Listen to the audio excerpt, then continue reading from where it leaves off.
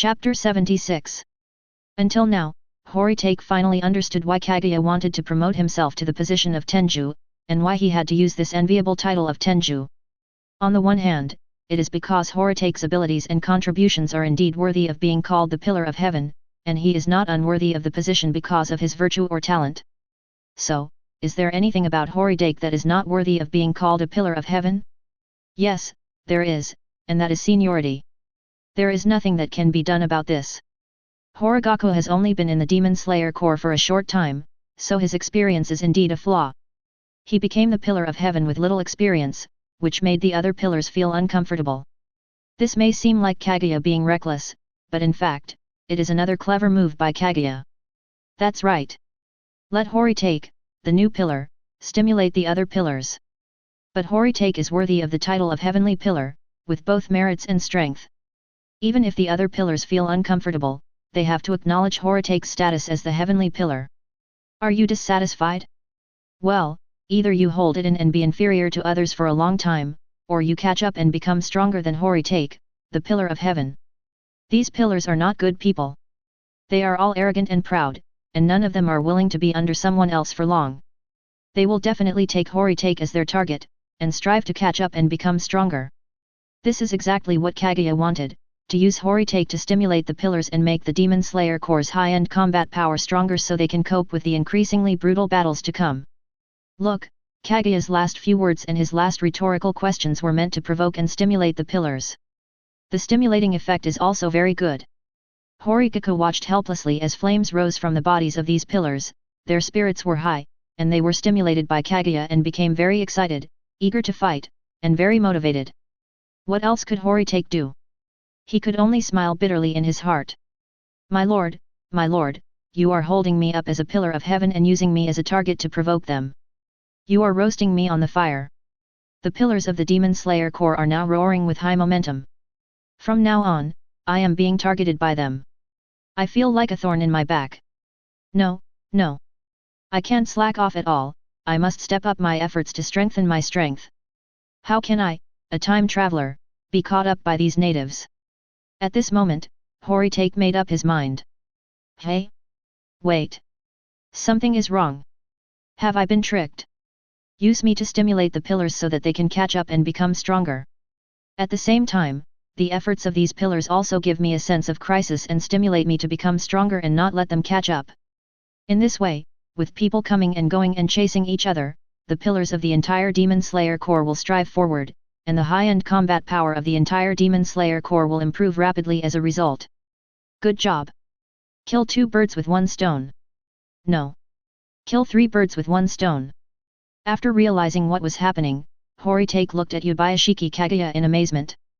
Kaguya was still motivating and stimulating the pillars with words. Yubayashiki Kaguya, I never thought that you, a man with thick eyebrows and big eyes, could play tricks. And the tricks that almost tricked me too. Don't think he is a good person just because he looks skinny and weak. Can someone who can manage such a large Demon Slayer Corps be a good person? That's impossible. Noticing Horitake's surprised look, Kaguya didn't react because he was encouraging his own pillars. However, Yubayashiki Kirya, a smart boy, saw the look in Horikaku's eyes and knew that Horitake had seen through him.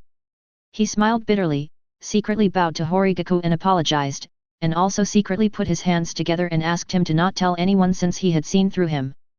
Horitake looked at the pillars who were in high spirits due to the stimulation from Kaguya, then looked at Kirya, and suddenly became speechless. Look at you pillars. Although each of you is powerful, you lack wisdom and cannot see through all this, so you are easily provoked by Kaguya. Look at Kirya again. He has a keen insight into the overall situation at such a young age. Maybe the idea of using provocation to stimulate the pillars was thought up by him and his son together. No wonder they are the masters and the young masters, and you are the pillars. No wonder he is the boss and you are just employees. The pattern is there. In response to Kirya's quiet apology and winks, Horitake shrugged and nodded, indicating that he would not expose her. I would be a fool to expose Kaguya's provocation. I am so happy that this can enhance the strength of the Demon Slayer Corps. Isn't it just being pushed out as the first one to stand out? Isn't it just being roasted on the fire? As long as it can benefit the Demon Slayer Corps, I will risk it. I do have this awareness. Moreover, my pillar of heaven can stimulate other pillars, which further demonstrates my excellence and strength. As long as I continue to cheat and work hard in the future, and increase my speed with my own strength, why should I be afraid of being caught up by these pillars? Horitake stood aside, looking as if he was sitting on a dangerous platform. Over there, Kaguya's provocation has also run out. After some earnest advice from the perspective of the overall situation and some provocation, the pillars were stimulated by Kaguya and their morale was boosted. All the pillars expressed their opinions to Kaguya. Rengoku, as the eldest brother, has the highest momentum, the most enthusiasm, and the loudest voice. Don't worry, Lord. I recognize Horitake's title of the Pillar of Heaven. I will also work hard to catch up with this title. Uzui Tenjin laughed out loud. The Pillar of Heaven. What a gorgeous title. It's very suitable for a gorgeous man like me to work hard for. Haim Jimakume clasped his hands together and chanted the Buddha's name, seemingly calm, but actually full of energy. Amitabha, Horitake is stronger than me, but not by much. I will try my best to catch up. Kocho Shinobu smiled, but his voice was intimidating. Allah, Tianzu. It sounds very powerful, but even if I were a girl, I wouldn't give in so easily. Iguro Obanai's eyes flashed coldly. I will keep your teachings in mind, my lord. I will not slack off at all, and I will never let Tianzu stand out in the Demon Slayer Corps. Tokaido Muchiro had a blank expression on his face and spoke in a distant tone. If it is the Lord's order, I am willing to do it. And I don't think that Horitake's improvement will be faster than mine. I became a pillar after holding a sword for 2 months. Tomioka Gyuho continued to disrupt the formation and was out of tune with the surrounding pillars. He said nothing, but his aura was strong. Shinazugawa Sanamai has the worst temper and was the most stimulated. He has already made up his mind that after returning, he will double his training and try to become stronger. After becoming stronger, he will definitely teach this arrogant pillar a lesson. Moreover, he did not express his opinion to Kaguya, but looked at Horitake from time to time, and it was unclear what he was doing. Seeing his subordinates all so enthusiastic, Kaguya could guess that in the coming period of time, the strength of these pillars would surely grow extremely fast. My goal has been achieved. Then, Kaguya turned around and gave Horitake an apologetic look. Horitake shrugged, saying that it was okay and that he was very aware of the situation. Unexpectedly, at this time, Shinazugawa Sanamai jumped out. He faced Horitake, his fighting spirit boiling, and asked Kaguya, "My lord, I have a request, please allow me to do so." Regarding Horitake, the Pillar of Heaven, I admit it. I recognize his contribution even more. However, I haven't seen his strength with my own eyes. You just said that none of us can match Horitake, and I am willing to believe you. Xingming said that he might not be able to beat Horigaku, and I am willing to believe him. But these are just statements, not facts.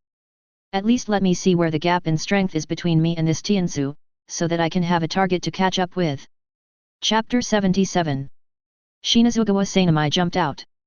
Even though he vaguely knew that he was no match for Horitake, he was still determined to challenge Horitake despite his unruly and aggressive nature. The other pillars remained silent, and even had a hint of anticipation. They also wanted to see how powerful Horitake, the pillar of the world and the strongest fighter in the Demon Slayer Corps, was. Of course they were happy to have Shinazugawa Sanamai take the lead. Horitake nodded secretly in his heart. He also thought that it would be better to just take action instead of arguing. Only by showing his strength could he subdue the pillars from the root. Shinazugawa Sanamai jumped out at the right time. To be honest, Horigaku had wanted to teach him a lesson for a long time. Kaguya seemed to have anticipated this situation. He looked at Shinazugawa Sanamai, then at Horitake over there, and asked, "Horitake, are you willing to accept Shinazugawa's challenge?" Horitake took off the aura from his waist and held it in his hand. "I couldn't ask for more." Kaguya seemed to smile. He nodded and said calmly, "In that case, Shinazugawa will have a sparring match with Horitake, so that everyone can know how big the gap is between you and Horitake." This sparring match? The head of the family. Horitake interrupted Kaguya a little rudely, and everyone looked over and was surprised to find that Horitake's aura had changed.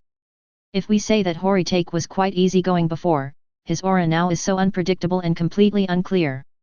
If I have to describe it, Horitake's momentum at this moment is like a thick, dark cloud that is impenetrable. The cloud is slowly rolling and brewing power. You never know when the thunder from the cloud will bring down divine punishment on you. Seeing Horitake's aura, the other pillars were a little unsure for a moment. Horitake maintained this breathtaking momentum and asked Kaguya with a smile, Master, it's okay to spar with Shinazugawa, but sparring depends on the situation. One situation is that Shinazugawa and I are evenly matched, and no matter how he attacks, I will guarantee not to hurt him. Even if he is exhausted in the end, I will be safe. The other situation is easier to deal with. I will just go all out and kill Shinazugawa with overwhelming force, leaving him no chance to resist. To put it bluntly, one is to give face, and the other is not to give face. Which one do you think is better for me to use? When all the pillars listened, they all had black lines on their heads. Both of these are disrespectful, right? How can you say such a mean thing in such a calm tone? Can Shinazugawa Sanamai stand this? As expected, Shinazugawa Sanamai couldn't stand the provocation and yelled at Horitake, "UBD. Do you look down on me? Attack me with all your strength, BD. I'm going to let you see how powerful I am." "Oh? Shinazugawa, are you sure you want me to use my full strength?" "Certainly." When Shinazugawa Sanamai said the word of course, for some reason, he suddenly had a bad feeling, as if he had chosen the wrong path. At this moment, Horitake smiled. He smiled and slowly pulled out the wigwam in his hand. When the mighty power is revealed, everything becomes silent. The brilliant purple blade caught people's eyes, and the chill emanating from the blade was so chilling that people dared not look directly at it. All the pillars looked at the knife and were shocked. This is definitely a sword that has never been seen before. With this precious sword, how much will Horitake's combat power increase? Shinazugawa is in danger. Little did they know that Horitake's battle record was not due to his sharp power, but ultimately due to his own strength. Feeling the sharp power, Shinazugawa Sanamai tensed up, his rebellious demeanor disappeared, his face was filled with caution and nervousness, he immediately drew out his Nichiren blades, ready for battle.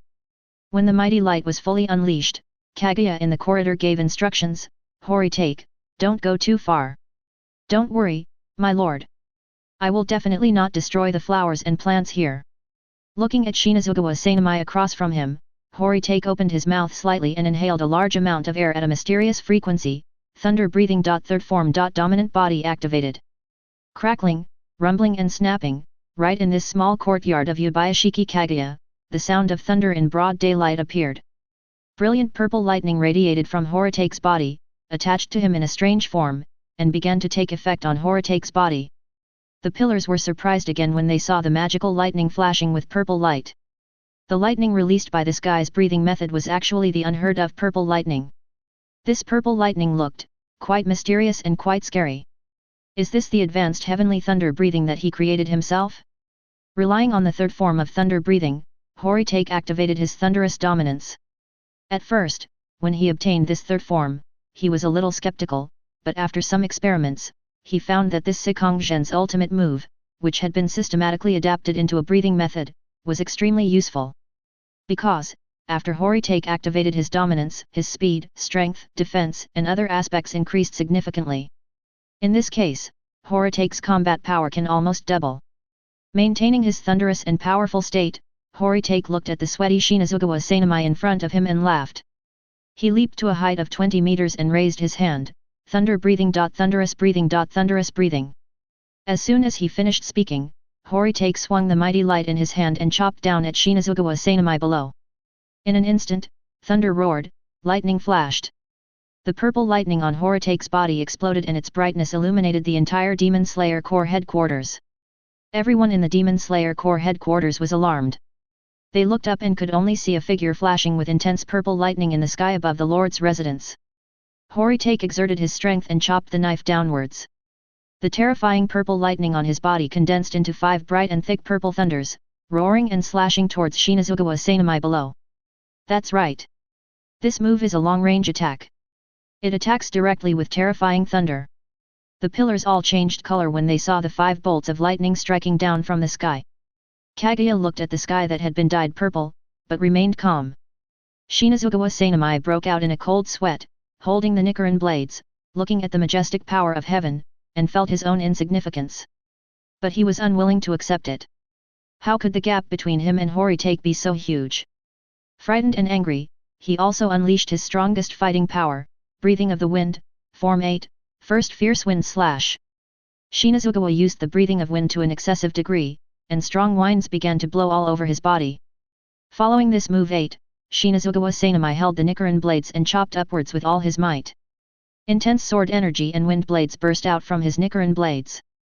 The sword energy and wind blade broke through upwards, and at the same time rolled up a powerful spiral wind blade, which suddenly attacked the sky with the force of tearing everything apart, and headed straight for the 5 incoming heavenly thunders.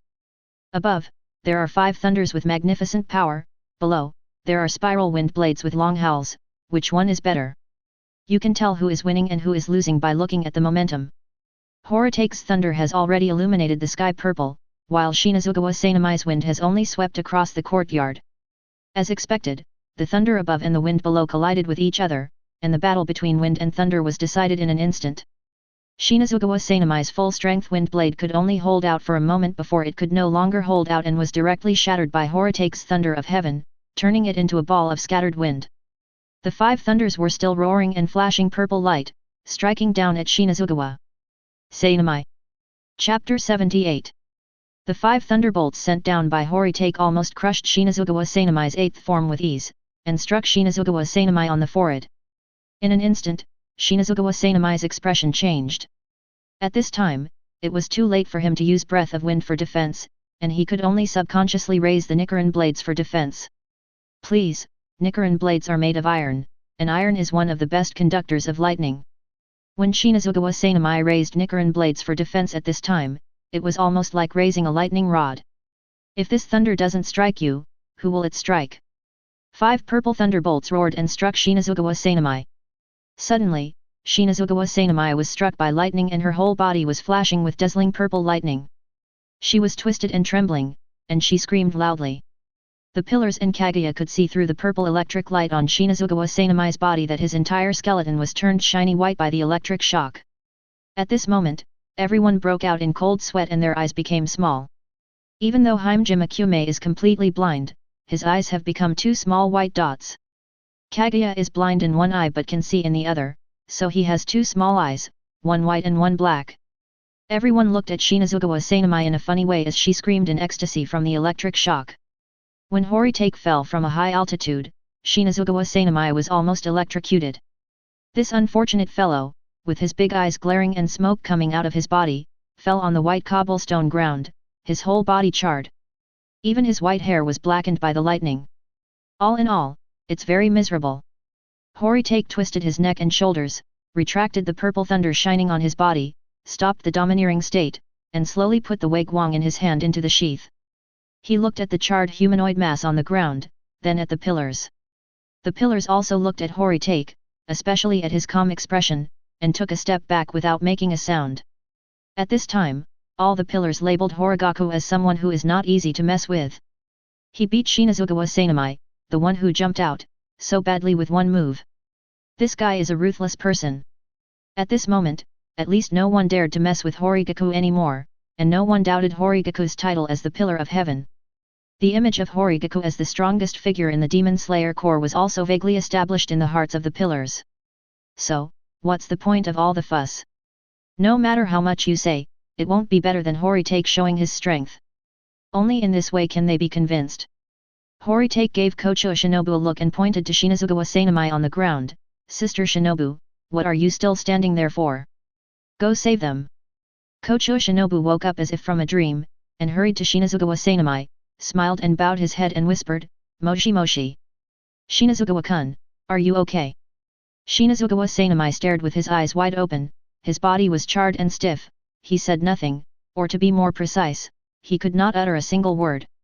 Kocho Shinobu squatted down and prepared to check Shinazugawa Sanamai's physical condition. Unexpectedly, as soon as her hand got closer, Kocho Shinobu was shocked by the residual electricity in Shinazugawa Sanamai's body, and he quickly withdrew his hand. At this moment, it was as if a strange switch was turned on, and the remaining energy in Shinazugawa Sanamai was stimulated. Purple arcs of electricity kept flashing on Shinazugawa Sanamai's body. He was electrocuted and was flapping on the ground like a fish that had left the water. After flapping for a while, the purple electric arc on Shinazugawa Sanamai's body gradually disappeared. When the remaining electricity in his body was completely released, Shinazugawa Sanemi's upper body suddenly arched upward, he opened his mouth, and exhaled a long stream of green smoke from his lungs. Finally, after he finished smoking, Shinazugawa Sanemi grinned and collapsed to the ground. Everyone was stunned by what Shinazugawa Sanemi had just done, and their eyes became dotted again. Kocho Shinobu was squatting beside Shinazugawa Sanemi. Seeing that Shinazugawa had calmed down, he stretched out a finger and poked him to confirm that he had no power, and then began to check on Shinazugawa Sanemi's condition. After a checkup, Kocho Shinobu found that Shinazugawa Sanemi was in good condition. She stood up and explained to everyone, nothing serious. Everyone nodded, and Kaguya said to Horitake, who looked nonchalant, "Thank you, Horitake, for not using too much force." Of course Horitake didn't use too much force. If he had, 5 bolts of lightning would have struck down, and Shinazugawa Sanemi would not be in this funny state, but would have been turned into ashes. Horitake replied, "You're welcome, sir. Although Shinazugawa is annoying, he is still my comrade after all. How can I be so cruel to him? I'll just give him a small punishment and a big warning. Don't you agree?" All the pillars nodded, and it was right not to see them off. Nonsense, who would dare to go against Kaigaku at this time? The fate of Shinazugawa Sanemi is still here. Horitake walked over, looked down at Shinazugawa Sanemi, and fiddled with his arm with his foot. "Hey! Shinazugawa! Stop pretending to be dead. I know exactly how much strength I'm holding back, stop pretending to be dead." Shinazugawa Sanemi was lying on the ground, shedding tears as thick as noodles, but she still refused to admit defeat. "UBD. I will never let you go." Yes, before that, can you please get up first? I can't seem to do it. My whole body is completely paralyzed." "Then what should we do? Our meeting of the Hashira Association still needs to continue. What are you doing lying here? We in the Demon Slayer Corps don't have the tradition of lying down during meetings." "I remember that, but..." Horitake was helpless and looked around, "Who can get him a chair?" Suddenly, Horitake looked over there and said sternly, "Goto. It's you. I see you. Don't hide. Go get a chair for that Shinazugawa guy." Goto from the Inbu department poked his head out from behind the corner tremblingly. He was sweating profusely and was extremely nervous. He just came over to check because he saw the lightning and thunder and was worried about the safety of his lord. Who would have known that, through this secret observation, he would see Lord Shinazugawa being severely punished by Lord Horitake. "It's over. I saw all this, I won't be silenced by Master Fengju, right?" What's even worse is that he was discovered by Horitake and called out. Goto could only stick his head out and trembled as he responded to Horitake, "Yes. Lord Horitake, I'll go right away." Soon, he found a chair and helped Shinazugawa Sanemi to sit on it. When Shinazugawa Sanemi was helped up by Goto, he warned Goto fiercely, "Hey! I'm telling you, you must not tell anyone else what you saw today. Do you understand? If my embarrassing appearance gets out, I won't let you go." Goto immediately stood at attention and assured, "Don't worry, Master Fengju. As the Lord's attendant, I may not have any other advantages, but I can guarantee that I will keep my mouth shut." Shinazugawa Sanemi nodded with satisfaction. But what? Goto's head was sweating and he pointed around, "I definitely won't tell anyone, but they may not." Them. Shinazugawa Sanemi looked around in horror. It turned out that because of the lightning and thunder just now, many people in the Demon Slayer Corps headquarters were worried about the situation here, and many people came closer. They were hiding around and quietly checking the situation here. Of course, we also saw Shinazugawa's condition at the time. Shinazugawa Sanemi was suddenly embarrassed, she was completely stunned and a little dazed. At the critical moment, Horitake added fuel to the fire. He gave a thumbs up and praised Shinazugawa Sanemi, "Shinazugawa, you are really amazing. All the pillars including the headmaster stand during the meeting, but you are the only one sitting. You are really amazing." Shinazugawa Sanemi seemed petrified. Chapter 79. Shinazugawa Sanemi slumped in a chair, seemingly charred, but actually petrified. He never expected that his embarrassing appearance was seen by almost everyone in the Demon Slayer Corps headquarters. His reputation as the wind pillar of the Demon Slayer Corps was completely ruined. If it were a normal time, when the pillar meeting was held here, the ordinary members of the Demon Slayer Corps would definitely not and dare not come over to disturb. However, because the lightning and thunder here just now were too scary, the people at the Demon Slayer Corps headquarters were very worried, so they came over to check, and saw the appearance of Shinazugawa Sanemi. It can be said that, the dignified Fengju, the ghost slayer Shimizu, his fame for a lifetime, was gone in one day. What a good poem! Shinazugawa Sanemi looked at Horitake with resentment, still stubborn. Damn you, Horitake. I won't let you off easily. Okay, I won't let you off so easily, but can you please catch your breath first? I.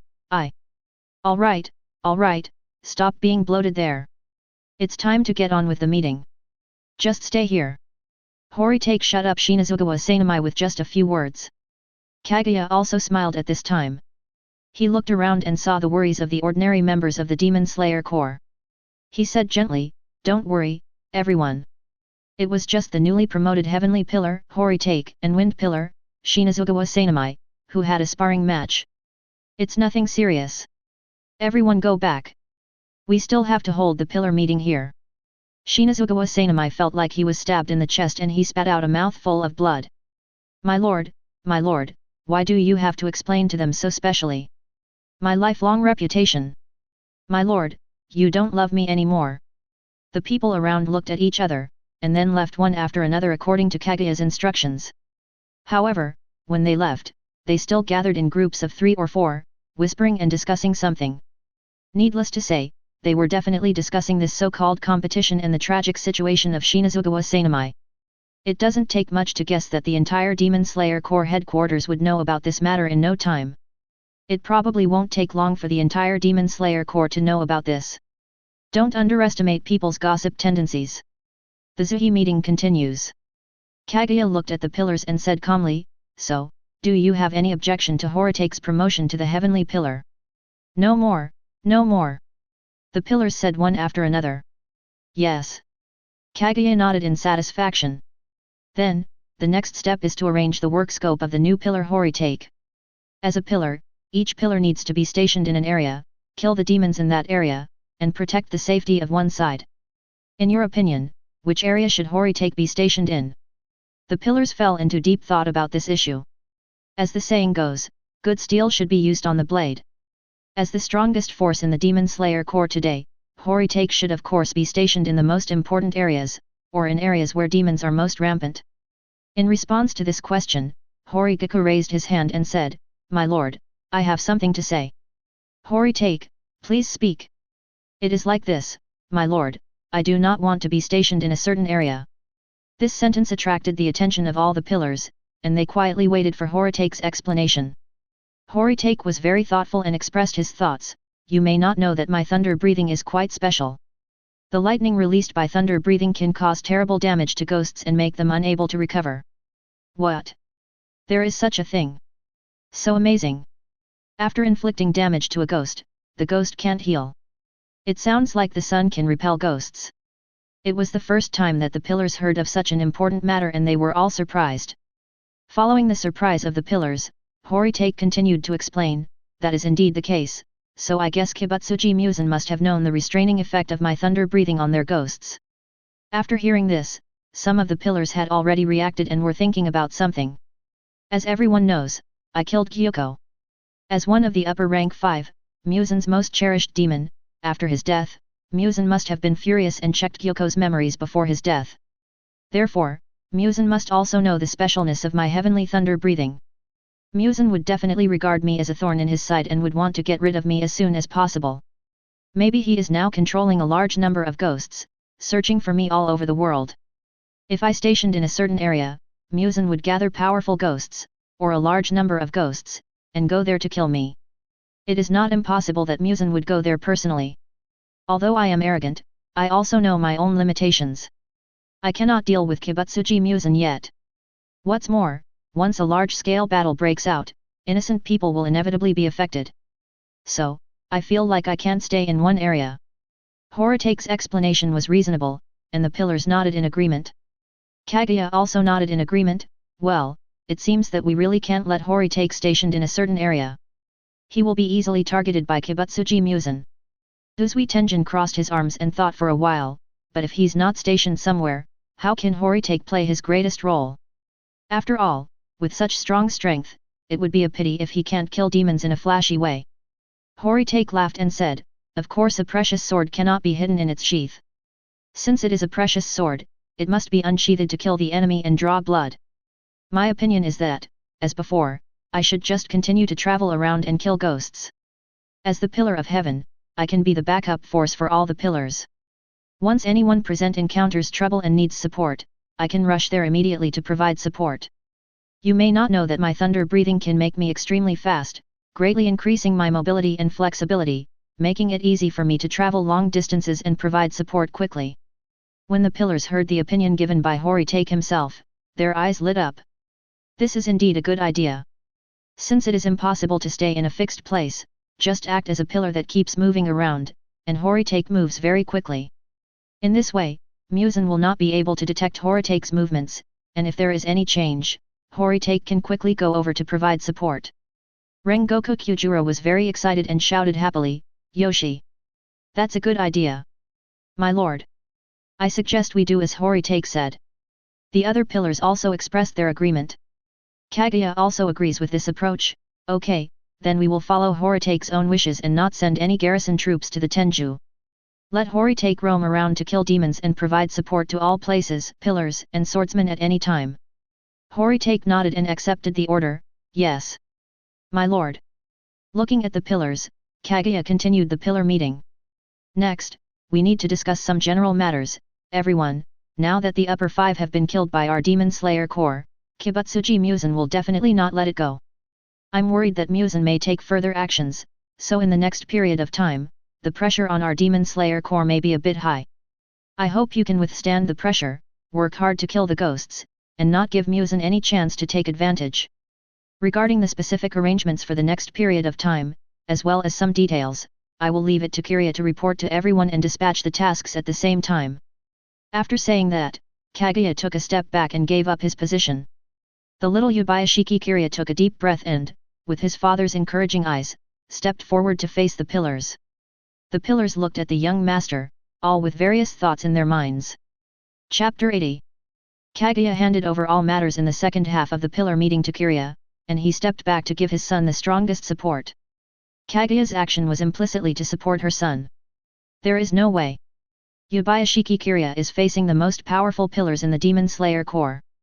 They are elite soldiers and also powerful and arrogant generals. When facing Kaguya himself, the pillars naturally respect him from the bottom of their hearts, but when facing Kiriya, for Kaguya's sake, the pillars will obey orders, but Kiriya is young after all, and it is not easy to expect this group of elite soldiers to completely recognize Kiriya. Therefore, at this time, Kaguya must support from behind. And what is the attitude of the pillars towards Kiriya? Overall, it's pretty good. When the pillars saw Kaguya push Kiriya to preside over the meeting, they understood that the Lord was training the next generation of successors. What's more, the Lord has not left yet and is backing Master Kiriya, so of course the pillars have no disrespect at all.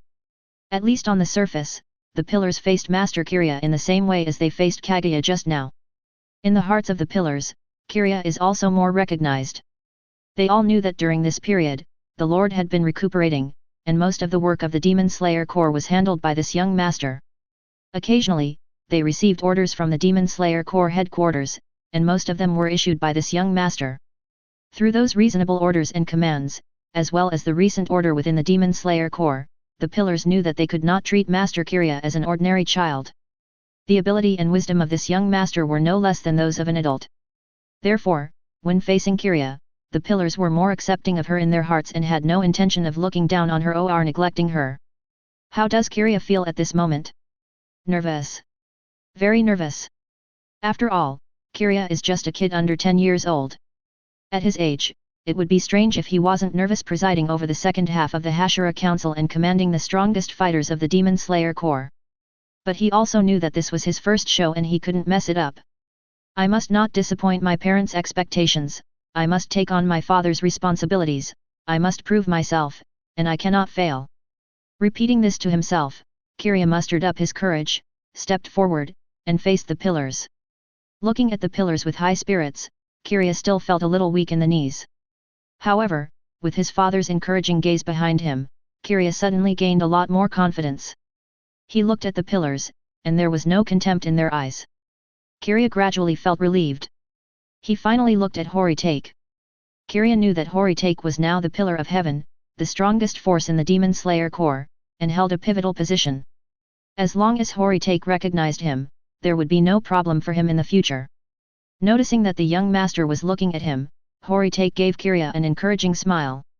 Kiriya was encouraged by Horitake and felt relieved and touched at the same time. Thinking back to when this elder brother Horitake first met my father, it was he who suggested that my father take a rest, and it was he who advised my father to trust himself and ask him to take responsibility. It can be said that without Horitake, there would be no Kiriya today. At that time, brother Horitake believed and valued himself, let alone now. Kiriya was touched and thought, brother Horitake is such an amazing man. Damn it, I'm still a little nervous, what should I do? There is no other way. Just go for it. Kiriya was thinking this when he suddenly noticed that Horitake's eyes looked a little strange. Why is brother Horitake winking at me? What is he trying to tell me with his eyes?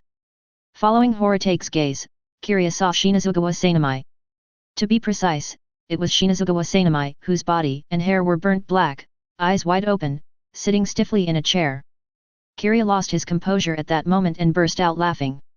The pillars looked at Shinazugawa Sanamai and laughed at him in a good-natured manner. Now, everyone's laughter made Kiriya's remaining nervousness disappear. Now she was completely relaxed and not nervous anymore. The only one who felt bad was Shinazugawa Sanamai. Shinazugawa Sanamai was very hurt at this moment. It was okay for the others and the Lord, but why did even a child like Master Kiriya laugh at her? So angry. But Shinazugawa Sanamai had no choice, because he couldn't afford to offend Master Kiriya. What else could he do if he offended his boss's son? There is no other way. If I, a poor wretch, can make Master Kiriya laugh, I will just consider it as entertaining him with my colorful clothes. Shinazugawa Sanamai, who was so angry that she became autistic, could only comfort herself in this way. She sat in a chair sullenly, sulking alone with a bad look on her face. After the pillars laughed, Kiriya was no longer nervous. He held various documents in his hands and faced the pillars, opening the next meeting in a clear and logical manner. In order to deal with Kibutsuji Muzan's possible next move, my father and I have agreed on some countermeasures. I ask all the pillars to implement them flexibly according to these countermeasures. First up is the snake pillar Iguro Obanai. The second half of the pillar meeting went smoothly under the chairmanship of Master Kiriya. Kaguya sat in the back the entire time, watching her son's success with a look of satisfaction, without any interruption or intervention. Only when Kiriya is not sure about something, will he take the initiative to ask Kaguya behind him. Kaguya will only remind him at this time. Other than that, he will remain silent and let Kiriya play. In the second half of the meeting, the pillars gradually clarified their responsibilities and tasks. Occasionally, when they were unclear, they asked Kiriya, and Kiriya was able to give a relatively complete response immediately. In this way, the second half of the Zuhi meeting was successfully completed. After finishing, Kiriya was sensible enough not to announce the end of the meeting, but stepped back and gave up his seat, asking Kaguya to announce the end of the meeting. Kaguya laughed at that. In fact, if it was his son who announced the end of the meeting, he would not think there was anything wrong with it, but since his son respected him so much, he understood it. With the help of his two daughters, Kaguya stood up, walked forward, and faced the pillars calmly. So, everyone, do you have any final questions? All the pillars had no problem, except Shinazugawa Sanamai who was sitting on the chair. He raised his hand tremblingly, my lord, I need to go to the butterfly house to recuperate for a few days. Don't worry, it will only take a few days, so my mission will also be delayed for a few days. Kaguya nodded understandingly, okay, Shinazugawa, just rest and recover. I'll let someone else take over your mission for the next few days. Thank you, my lord. Kaguya nodded and began to announce the end of the meeting. Since everyone has no questions, then this meeting of the pillars is over. Please continue with your missions and kill the ghosts. May your military fortunes flourish. All the pillars bowed to Kaguya, said goodbye, and left one by one. By the way, Shinazugawa Sanamai was carried out to the butterfly house by Goto and another hidden member, who carried chairs in front and back like a stretcher. Horitake wanted to leave, but Kaguya said, Horitake, wait a moment, I have something to tell you. Horitake stopped and nodded, standing in the white cobblestone courtyard, waiting for the pillars to leave. Soon, they all left, leaving only Horitake and Yabayashiki. Chapter 81. After everyone else left, Kaguya invited Horitake to the corridor, where they sat opposite each other and talked. Kaguya's two little daughters also served tea to the two men so that they could sit down and talk. After serving tea, Kaguya took the initiative to apologize to Horitake. Horigaku, this time, I asked you to take the lead in motivating the other pillars. It happened suddenly and I didn't tell you in advance. I'm really sorry. Horitake suddenly realized and asked me to stay for a talk. I thought it was something else, but it turned out to be this. Master, you don't have to do this. I think I am somewhat conscious. Since I, the pillar of heaven, can stimulate the other pillars, then it doesn't matter if you roast me on the fire. I am real gold and I am not afraid of fire. Kaguya felt relieved when he noticed that Horitake's tone was calm and there was no resentment on his face. Horitake is his important partner, and Kaguya was really worried that there would be a rift between them because of this. Now it seems that Horitake is not a petty person, and Kaguya can rest assured. Having said that, I'm still sorry that Horitake was almost hated by the other pillars. My lord, you are too kind. There is a saying in my hometown that goes, if you are not envied, you are a mediocre person. I can inspire the pillars to work harder and become stronger. Doesn't this just prove how outstanding and powerful I am? Haha, it's great that Horitake thinks this way. At this point, Horitake changed the subject and said with a teasing look, but then again, this time when the Lord encouraged all the pillars, he also took me into account. If I slack off in the future, I will definitely be caught up by the other pillars, and then I will be very embarrassed. So I had no choice but to rush forward and try not to be caught up by the pillars. My lord, you are forcing me in disguise so that I dare not slack off. This is an open conspiracy. I will not slack off in the future. My lord, please take good measures. Horitake's teasing rebuke made Kaguya feel embarrassed. He raised his teacup, smiled bitterly and apologized to Horitake again. It's my fault. It's my fault. I'll drink tea instead of wine as a punishment. After saying that, he raised his glass and drank it all. Kaguya is really good at dealing with things. When getting along with Kaguya, Horitake always feels at ease and comfortable. Now Kaguya's self-deprecating apology shows that the delicate Kaguya also has a bold heart, which makes Horitake happy. Ha ha ha, it's a pity that the master's health doesn't allow it, otherwise, I would definitely make him drunk as hell so that I can avenge him. At this point, Kaguya also sighed, it would be great if I could get drunk with Horitake. Sensing Kaguya's slight sense of loneliness, Horitake advised, don't worry, master. In the next period of time, I will try my best to catch ghosts and practice the skills of removing curses on them. I will try to master them as soon as possible and help master remove the curse. When the curse of the Lord is completely lifted and his body recovers, we will get drunk again.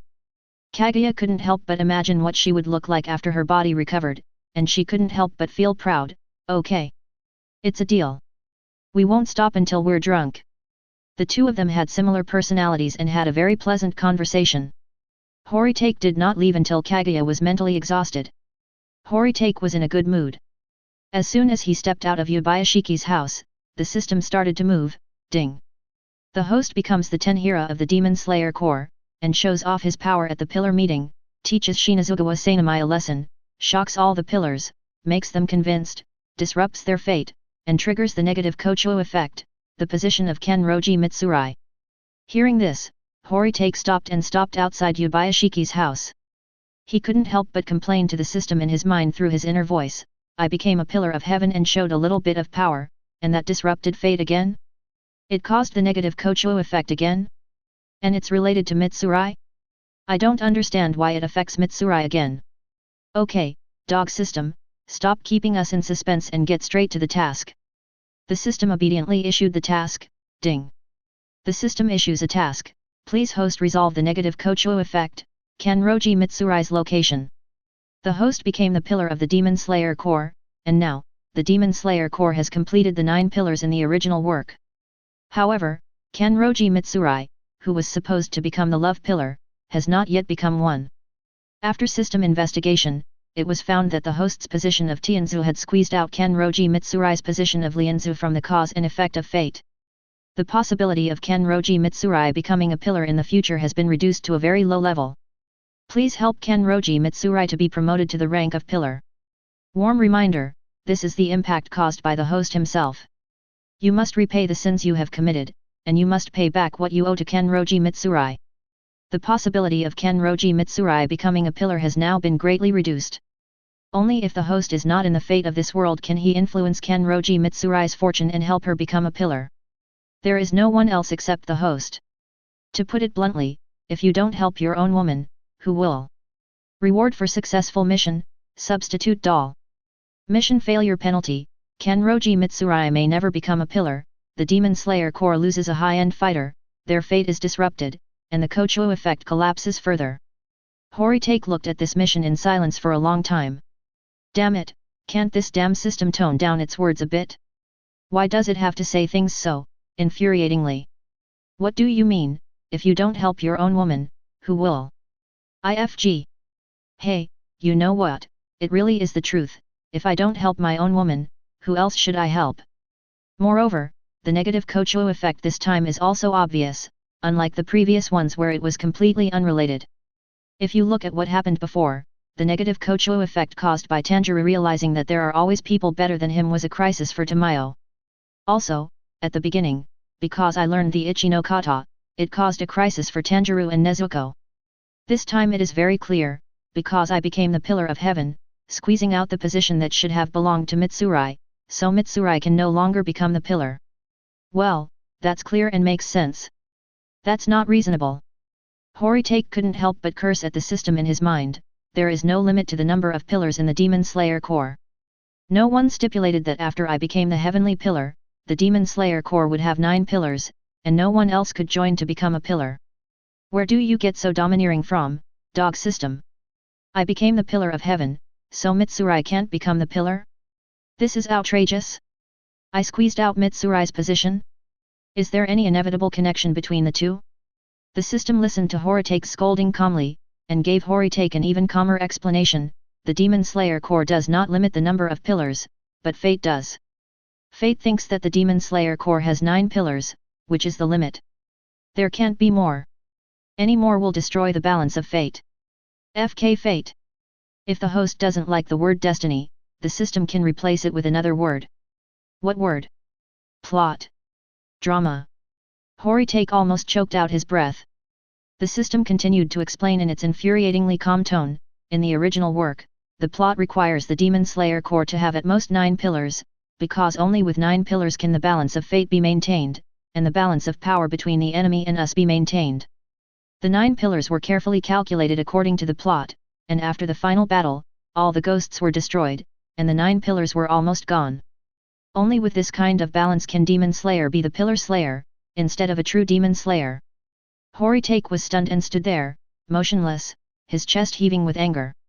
After a while, Horitake really didn't know what to say, so he could only say to the system, "System, you can even come up with this, you really are a genius." Chapter 82. Horitake was really pd off by the system.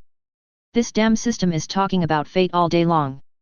The so-called fate is actually the plot, and the so-called balance of fate is to maintain the balance of combat power between the righteous and the villains. Because only when the fighting power is balanced can the Demon Slayer be defeated and the pillars be destroyed after the final battle. Damn it! This is outrageous. I came here not just to pick up girls, I came here to save those tragedies one by one. And you tried to use the Pillar Slayer blade trick on me, believe it or not, I quit. Horitake was furious, cursing at the system through his inner voice. The system patiently explained, "Host, don't worry. The host's existence is not in fate, so fate cannot interfere with the impact caused by the host. It will only produce various Kochuo effects. In case of a positive Kochuo effect, the system will not alert the host or trigger the task, but in case of a negative Kochuo effect, the system will. For example, in this mission, the host became a pillar, which disrupted the plot and affected the fate. The negative Kochuo effect caused was that it was difficult for Kenroji Mitsurai to become a pillar. It is precisely because the host is not in destiny that the possibility of Kenroji Mitsurai becoming a pillar will increase only if the host helps. The system was talking a lot, and although Horitake understood it, he was too lazy to listen. All right, I'll take this mission. There's no time limit for this mission, right? There is no explicit time limit, but if the host keeps dragging it out, and Kenroji Mitsurai hasn't become a pillar before the final battle, the mission will be considered a failure. Don't worry, this won't happen.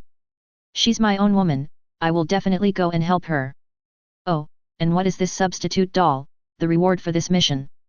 It's hard to say now, but the system will assure the host that it is a good thing. Okay, I believe you on this point. So far, you have not given me anything that I don't have.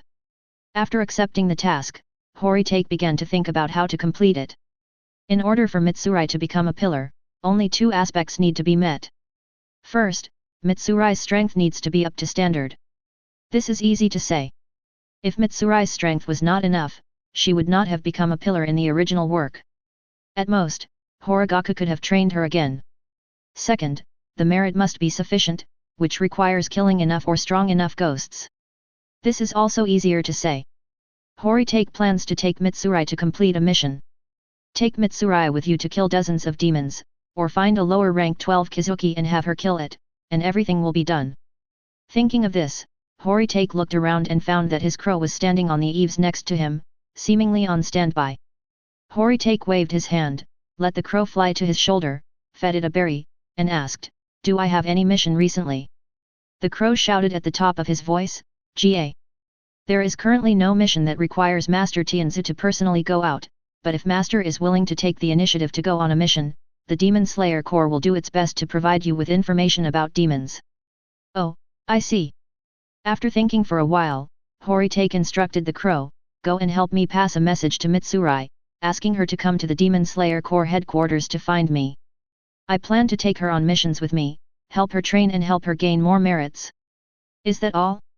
Lord Horitake?" "Ga. That's all. Go ahead." The crow cackled a few more times in strange ways, flapped its wings and flew away, flying quickly in one direction. As soon as the crow flew away, Goto arrived. This guy trotted over, facing Horitake, and said respectfully, "Horitake is an adult." "Oh, it's Goto, what's up? Or does the master have any instructions?" "That's right, Lord Horitake. Each of the pillars can choose a house in the Demon Slayer Corps headquarters as their residence. This is one of the benefits of our Demon Slayer Corps. As the Pillar of Heaven, you certainly have such benefits. There are quite a few vacant large houses in the headquarters now. Please let me take you to see them. If you like any of them, you can buy it directly without spending a penny. From now on, that house is yours." Hearing about such benefits, Horitake was a little excited. "In my previous life, I had planned to take out a mortgage and become a house slave, but I didn't expect that in this life I would be able to live in a house for free. Not only that, the house would become mine. The benefits of the Demon Slayer Corps are really good. Like. At this time, Horitake's eyes when looking at Goto also changed. He felt that this guy was no longer a little follower beside the boss, but an attentive salesperson from some real estate company. Isn't that right? Now Goto's attentive look is like meeting an important client and taking him to see the real estate sales of the villa. I don't know why, but after Horitake had this idea, his vanity was greatly satisfied. Suddenly, Horitake thought of something and asked Goto, "Goto, is the big house next to the butterfly house empty now?" Goto was a little stunned, but nodded, "I am free. Lord Horitake wants to." Patting Goto on the shoulder, Horitake gave him a knowing smile. "Between men, the one who is close to the water gets the moon first, Goto, you know this principle." Goto rubbed his hands together and smiled similar to Horitake, "I understand. I understand. Lord Horitake, I understand. Please. Right over there." So, Goto led Horitake towards the direction of Butterfly House. As he walked over, Goto could still hear Horitake mumbling, "If I wasn't easily mistaken for a gigolo, I would just stay in the Butterfly House. But now it's not bad to be neighbors with Sister Shinobu." Hearing this, Goto couldn't help but say to Horitake, "Master Horitake, you should see this house before you make any conclusions. What if this house doesn't suit your taste? As long as it's not too outrageous, I don't mind any kind of house. I think a mansion built in the Demon Slayer Corps headquarters can't be outrageous, right?" "That's right. We're here, Lord Horitake, please come in." Goto led Horitake to the house next to the Butterfly House. He quickly found the key, opened the door, and invited Horitake to go in. When Horitake walked into the garden, the first thing he saw was a large Japanese-style garden with flowers, trees, rocks, and pools. The environment of this garden was elegant and soothing. The first impression is good. Horitake looked at the main part of the house again. It was a common Japanese two-story building. From the outside, the house looked grand and steady, which was very consistent with Horitake's temperament. Horitake walked into the house. The interior decoration was very good, which suited Horitake's taste. The only thing that made Horitake a little dissatisfied was, this house is not fully furnished and you cannot move into it right away. There are still many details missing. For example, there were no bedding in the bedroom, no pots and pans in the kitchen, no toiletries in the bathroom, and so on. Goto noticed Horitake's hesitation and quickly explained, Master Horitake, this is the only shortcoming of this house. It will take a few days to help you buy these things. What do you think? Okay, it's just a matter of waiting a few days, it's not like I can't wait. It's this house. I like it, and mainly I like the neighbors here. Goto, I'd like to trouble you to help me buy these things in the next few days, and I also need you to thank the headmaster on my behalf. No, Master Horitake, as long as you like it here. By the way, may I ask, where are you staying these days, Lord Horitake? Of course I stayed at the butterfly house next door. Speaking of this, Horitake suddenly remembered something, wait a minute. Did that BD Shinazugawa Sanamai go to the butterfly house to recuperate? He's not going to occupy my room, is he? Chapter 83. It's not surprising that Horitake has this suspicion. Because when he stayed at the butterfly house yesterday, Kanzaki Aoi said that the room where Horitake lived was an independent room used by the Hashira to recuperate. Shinazugawa Sanamai was beaten into a terrible state by Horigaku and needs to recuperate for a few days. It is very likely that he will occupy his own room. After all, I didn't tell the sisters in Butterfly House in advance that I would continue to stay with them. Thinking of this, Horitake couldn't stay any longer, so he pushed the remaining trivial matters to Goto, and without even leaving the door, he jumped over the wall and jumped to the Butterfly House. Landing in the courtyard of the Butterfly House, Horitake shouted immediately, Shinazugawa! If you dare to occupy my room, I will throw you out of the Butterfly House. Let you recover on the street. After saying that, he walked in eagerly, heading for his room. Unexpectedly, before reaching his room, Horitake ran into Kocho Shinobu in the corridor and the two almost collided. Seeing that it was Horitake, Kocho Shinobu was slightly dissatisfied. Horitake-san, what are you doing? Making so much noise and being so reckless. Horitake felt even more uneasy when he saw Kocho Shinobu holding various treatment tools. Shinobu sister, my room has not been occupied by that BD Shinazugawa, has it? Kocho Shinobu looked at Horitake strangely and did not give a direct answer. You still want to stay in my butterfly house? The Demon Slayer Corps should provide each pillar with a residence, right? I can't help it. Horitake spread his hands and said, the house I chose still has some details to be finalized, and it will take several days to prepare. These days, I am still homeless. Where else can I go if I don't go back to Butterfly House? Sister Shinobu, are you not welcoming me? Kocho Shinobu had a very decent smile on his face. Guess, do I welcome you? Well, this is a difficult question to answer, but I'll just think for myself. Sister Shinobu, please welcome me.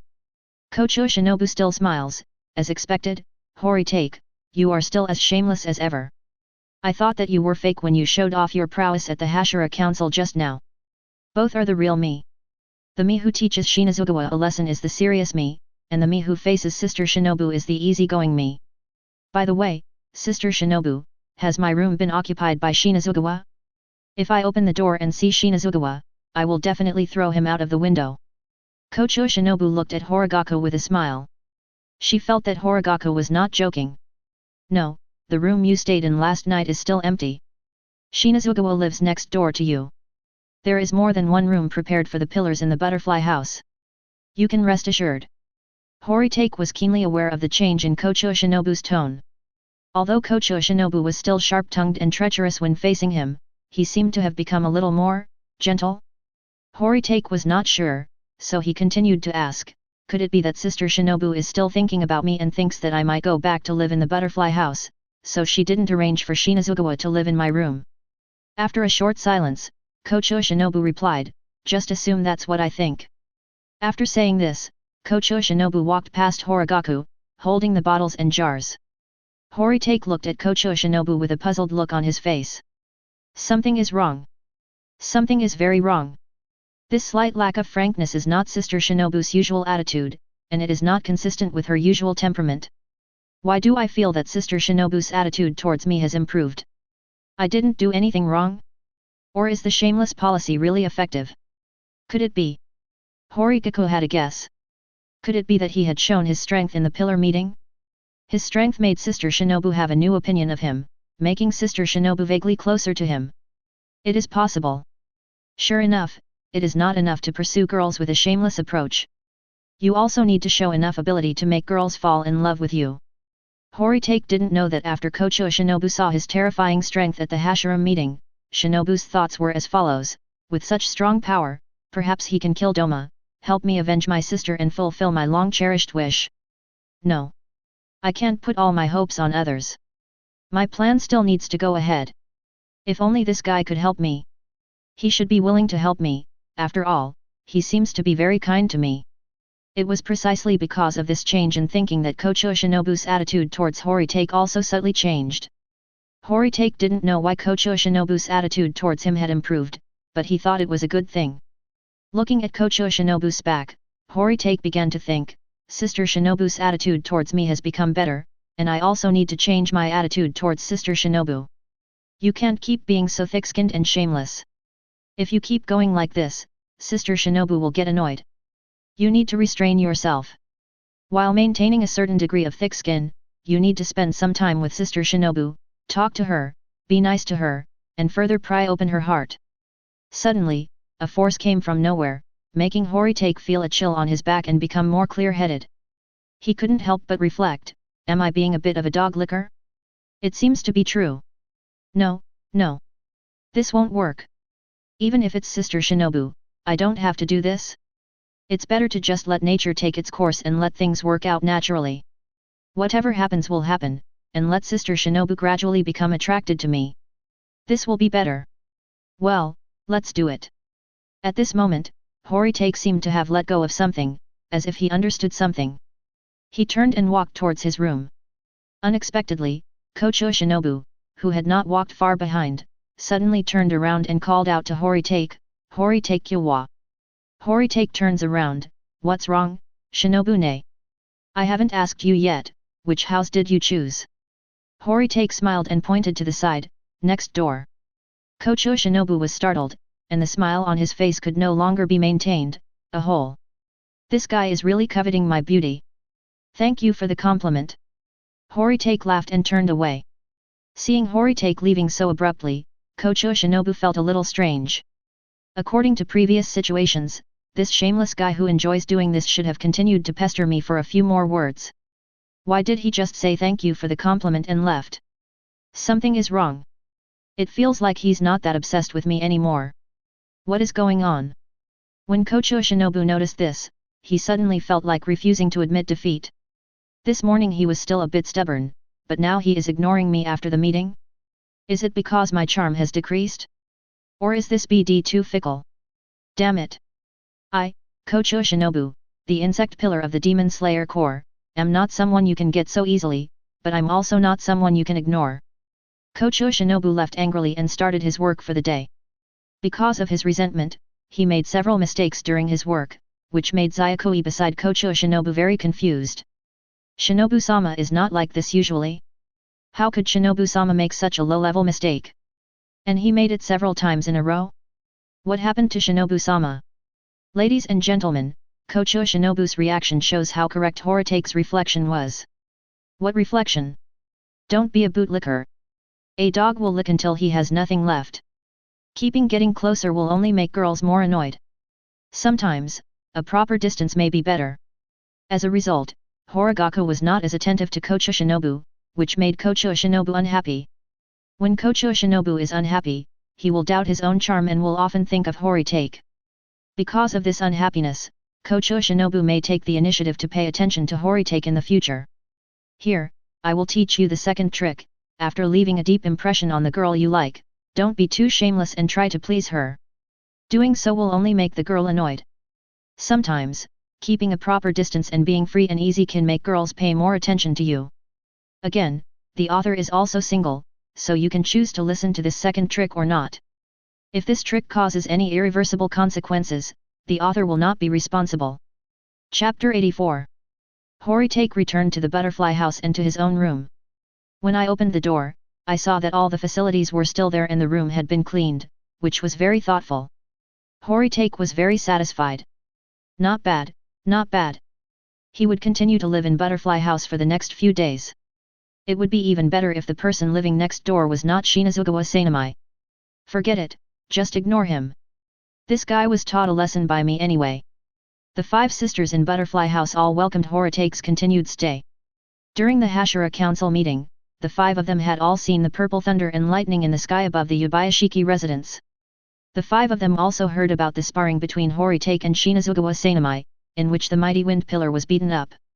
After seeing the thunder and lightning and hearing about his might, the 5 sisters in the Butterfly House respected and admired Horitake even more, especially the 3 sisters with big eyes, who became Horitake's little fans. Horitake was very happy. He liked the 3 sisters with big eyes in the Butterfly House very much and thought they were sensible and well behaved. Don't worry, it's not that kind of love, I'm just simply caring for the cub. It's just that Shinazugawa Sanamai was stabbed in the back again unintentionally. Horitake's reputation in the hearts of the 5 sisters of Chiya was achieved by stepping on his name as the wind pillar. By the way, when Shinazugawa Sanamai found out that Horitake lived next door to him, he was very excited. He was so excited that he immediately said that he wanted to move to another room to recuperate and live separately from Horitake. Of course, no one agreed and no one paid any attention to him. At that time, the 3 sisters with big eyes were responsible for taking care of Shinazugawa Sanamai on a routine basis. When Shinazugawa Sanamai proposed to change rooms, the 3 sisters with big eyes, who had become Horitake's fans, responded to Shinazugawa Sanamai like this, Why did Master Fengja change the ward? Is it just because Master Horitake lives next door? I see. Lord Shinazugawa is afraid of Lord Horitake, to such an extent. That's right. Lord Shinazugawa was beaten so badly by Lord Horitake that he can't even get out of bed. Hearing this innocent talk from a child, Shinazugawa Sanamai was choked and quickly retorted, How is that possible? Why would I be afraid of that BD? I just simply don't like that BD, that's why I asked to change rooms. Then, the 3 sisters with Dowdu eyes responded like this, Is it just because you don't like Horitake-sama? Is this why we need to change rooms? Master Shinazugawa is narrow-minded.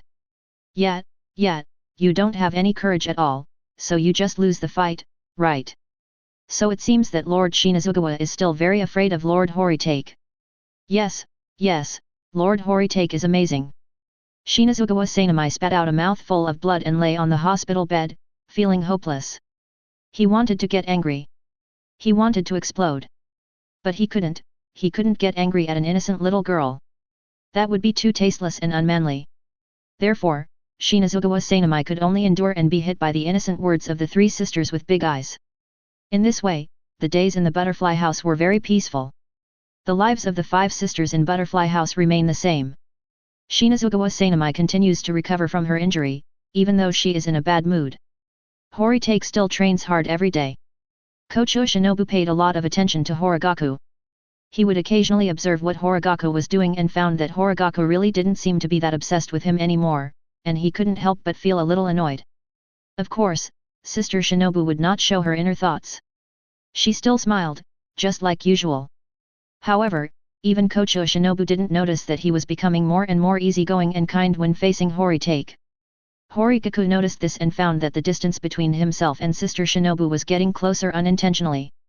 Now, the relationship between Horitake and Kocho Shinobu can be considered as friends.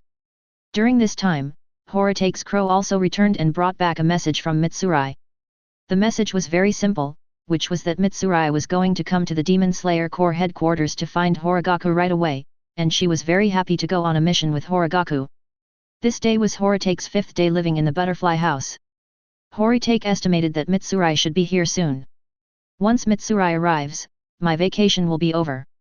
Even though the Demon Slayer Corps does not have any missions worthy of Horigaku's deployment for the time being, Horigaku does not intend to continue to be a cloak and dagger. It is time to go out and move around, so as to let the demons see the power of the new Tenjo. With this in mind, Horitake, with all his might, came to the courtyard of the butterfly house, ready to carry out his daily training. Unexpectedly, the 6 girls in the butterfly house were all in the yard at this time. The 3 sisters with big eyes were sitting under the porch, resting and chatting. Zayakui was also sitting in the corridor, sewing something with needle and thread. Kocho Shinobu is guiding Kaneo in training and is also practicing on a daily basis himself. When Horitake came out with a knife in hand, he was somewhat surprised to see the scene. Hey, Sister Shinobu, all the sisters, it's really rare to see everyone gathered together in the yard today. Except for Kocho Shinobu and Kaneo, the 3 sisters with big eyes and Zayakui hurriedly greeted Horitake, calling him Horitake-sama. Xiaoquei greeted him very straightforwardly, with a boyish spirit. The 3 sisters with big eyes greeted him sweetly, and seeing them calling him Horigaku-sama together, Horigaku felt much better immediately. He walked over quickly and touched their heads one by one to show his closeness. It was normal for Kaneo not to say hello, she just looked at Horitake with a smile to express her welcome. What Horitake was most concerned about was Kocho Shinobu's attitude. Kocho Shinobu seemed to be indifferent to Horitake, but in fact, she already regarded Horitake as a friend. She looked at Horitake with her usual smile on her face. So Horitake-san has been training in the yard? I was wondering, why don't I see you training? I was wondering, how could such a lazy person have such strong abilities? It turns out that Horitake has been working hard in places that others cannot see. You are really scheming, Horitake-san. Horitake immediately refuted Kocho Shinobu's dark words. What's so scheming? Sister Shinobu, normally, it's normal to use such a large area in the yard for training, right? I was actually surprised because I had never seen Sister Shinobu and Kaneo's daily training. I thought Sister Shinobu was an expert in medicine and neglected training. Now it seems that Shinobu and Kaneo are probably working hard in places I haven't seen. In my opinion, Shinobu is the one who is secretly training. After being refuted by Horitake, Kocho Shinobu covered his mouth with a surprised look. Horitake-san, don't you know where we usually train? Now it was Horitake's turn to be dumbfounded. Hey? Should I know? Xiaoquei looked at the 2 happy enemies from the side, pointed at a place with a smile, and explained to Horitake, Master Horitake, there is an indoor training ground in the butterfly house, in that direction, and recently, Master Shinobu and Master Kaneo have been training there. That place is not our private venue, it is open to everyone. Horitake was even more dumbfounded. Then, why didn't I know about this place? Why didn't anyone tell me about this? Horigaku also realized. Wasn't what they were talking about the scene in the original novel where Tanjiro and Kaneo threw tea at each other? Kocho Shinobu smiled sinisterly, yet also with a bit of complacency. Yes, this is the normal Sister Shinobu. However, Horitake will not indulge women now, even if it is the woman he likes. He smiled and drew out his vision, inviting Kocho Shinobu to spar with him. Chapter 85. Horitake smiled and drew out his vision, and said to Kocho Shinobu, there is such a training place, but they didn't tell me about it. This is clearly isolating me. I'm angry. Although I don't know why Sister Shinobu is not training in the training ground today but in the courtyard, but since I have met her, I can't let her go easily. After all, he is the insect pillar of the Demon Slayer Corps, so he must be strong, right? Sister Shinobu? So, Sister Shinobu, come practice with me. We can compare and learn from each other. It's a good opportunity to find out each other's strengths and weaknesses, learn from each other's strengths, and make up for each other's weaknesses. Isn't it wonderful? Horitake's poems were so well written that Kocho Shinobu couldn't refuse them for a while. Horitake's invitation to a duel successfully aroused the interest of everyone present. Kaneo, Aoi, Kosumai, Kiyo, and Neo, everyone wants to know whether Sister Shinobu is stronger or Lord Horitake is stronger. Although Lord Horitake should be stronger, a battle between the pillars is exciting. Kocho Shinobu noticed the expectant looks of his 5 younger sisters, and his heart skipped a beat. Oh no! I was countered by that BD Horitake. Just think about it and you will know that you are no match for Horitake. This BD was fighting with me in front of my sisters, clearly trying to embarrass me. What a vicious mind! I must not let her succeed. So, Kocho Shinobu smiled and was about to use work as an excuse to decline. Unexpectedly, Kaigaku saw through her plan and took the initiative to ask the three sisters with big eyes who were watching the fun in the corridor, Xiao Cheng, Xiao Qing, Xiao Naoho, who do you think will win in this battle, me or your sister Shinobu? The three sisters with Doudou eyes thought for a moment and said directly, Master Horitake will win. Oh? Are you so sure that your sister Shinobu will lose? Although sister Shinobu is also very strong, she is obviously not as strong as Lord Horitake. Well said. Horitake smiled broadly. Kocho Shinobu kept smiling, but a well character appeared above his head. Xiao Cheng, Xiao Qing, Xiao Nao, you three actually turned to Horitake, that BD, without hesitation? When did he bribe you? Is it because your sister is not good enough to you? Horitake pursued the victory and looked at Kaneo, Kaneo, who do you think will win between me and your sister Shinobu? Kaneo said nothing, just stood there, staring, shaking for no reason, unable to react. Horitake was also considerate of her and said to Kaneo, how about, you flip a coin? Heads, I win. Tails, Shinobu-ne-san wins. Kaneo still couldn't respond, but her expression became even more like a wooden man. Kocho Shinobu said nothing. She didn't know what to say for the moment. Horitake looked at Zyakui again. When Horitake's eyes swept over her, Xiao Kui, who had seen through everything, panicked and waved her hands hastily, speaking incoherently, ah. Lord Horitake, please don't ask me. I don't know anything. I can't see anything. Please. Of course, Horitake couldn't force anyone to do what he wanted. He finally looked at Shinazugawa Sanamai, who was leaning on the window to watch the fun on the first floor of the butterfly house.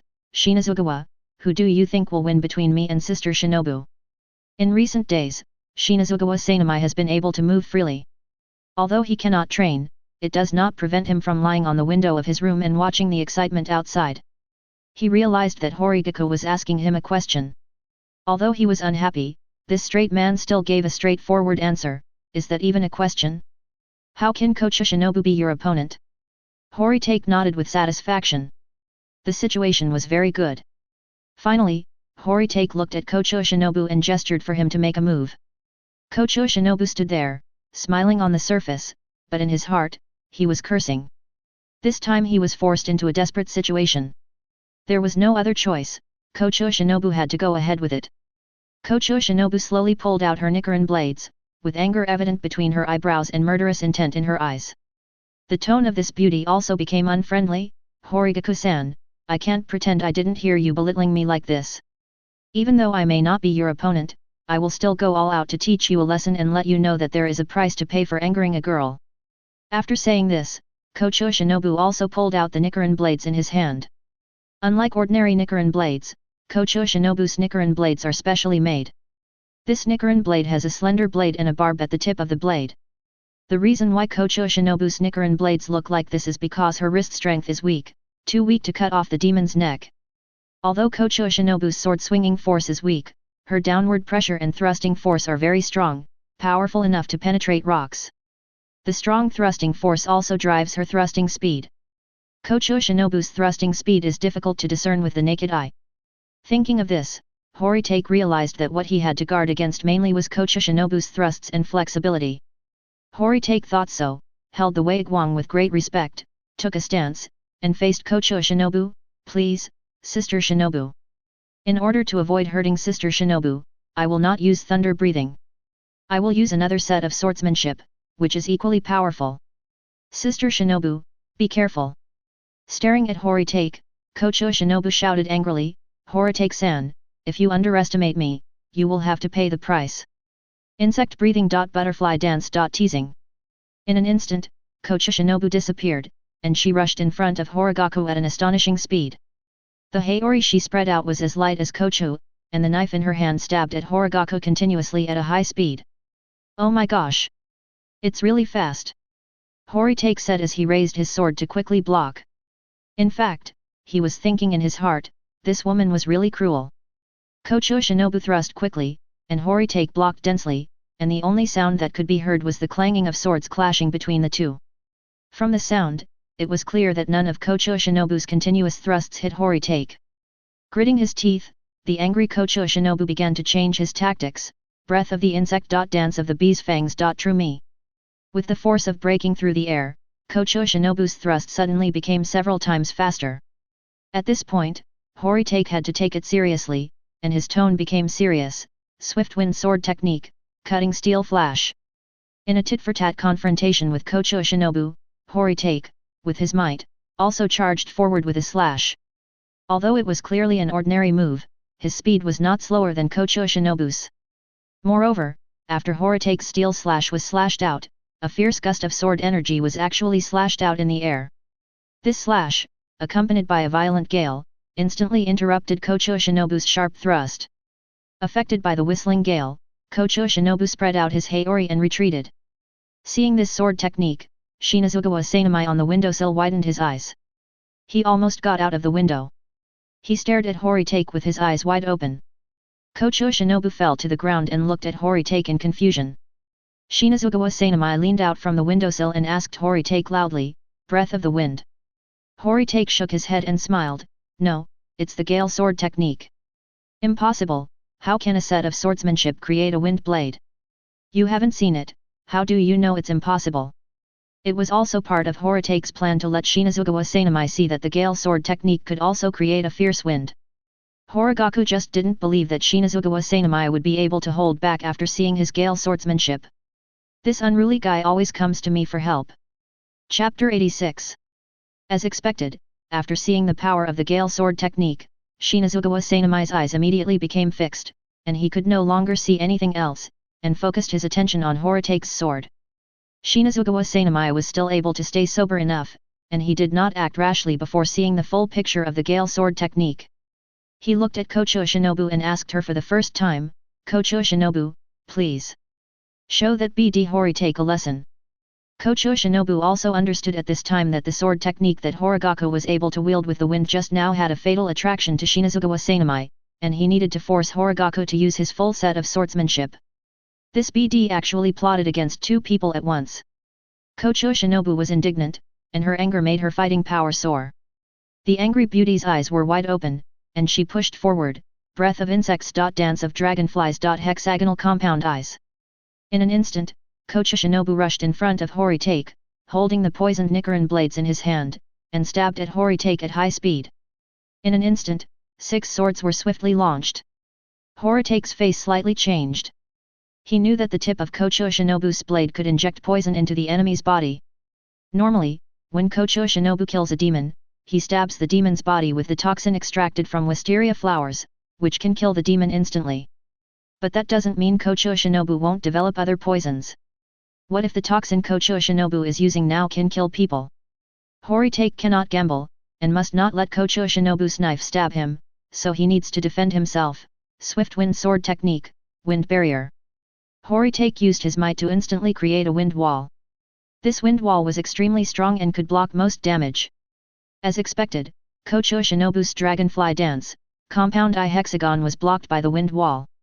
On the windowsill, Shinazugawa Sanamai stared at Horigaku's move, his upper body already completely leaning out of the window and he was about to fall. Kocho Shinobu's offensive continues. Do you think that her method is just breathing technique? Totally wrong. Kocho Shinobu was a ruthless and vicious woman. When she saw her attack was blocked, she waved her sleeves and threw a bamboo tube from her haori at Horitake. Whether in the original work or now, Horitake has never seen this thing. He was a little stunned when he saw the bamboo tube flying towards him. What is this? As soon as he finished speaking, the bamboo tube that flew in front of Horitake suddenly exploded. A large ball of green gas exploded. The exploding green gas covered a large area, as large as 4 or 5 meters. Although Horitake was somewhat alert and took a few steps back in time, he was still affected by some of the green gas. He just smelled a little bit of it and his brain felt vaguely dazed. Oh my god! It's poison gas! Horitake was shocked. He immediately forced himself to wake up, swung his sword and slashed out a gust of wind, which swept around and blew away the green poisonous gas. Wow, Demon Slayer version of poison gas bomb, Kocho Shinobu is really talented. On the windowsill over there, Shinazugawa Sanamai stared at Horitake intently, trying to understand how he created the strong wind. Taking advantage of this opportunity, Kocho Shinobu quickly attacked from an oblique direction and aimed at Horitake's neck with another move of Bifang dance, Shinmai. The characteristic of this move is that it takes the opponent by surprise. It was indeed unexpected. Horitake was so shocked by the poison gas bomb that he was unable to react. He quickly raised his sword to block. Kocho Shinobu's fierce thrust was blocked by Horitake's vertical sword.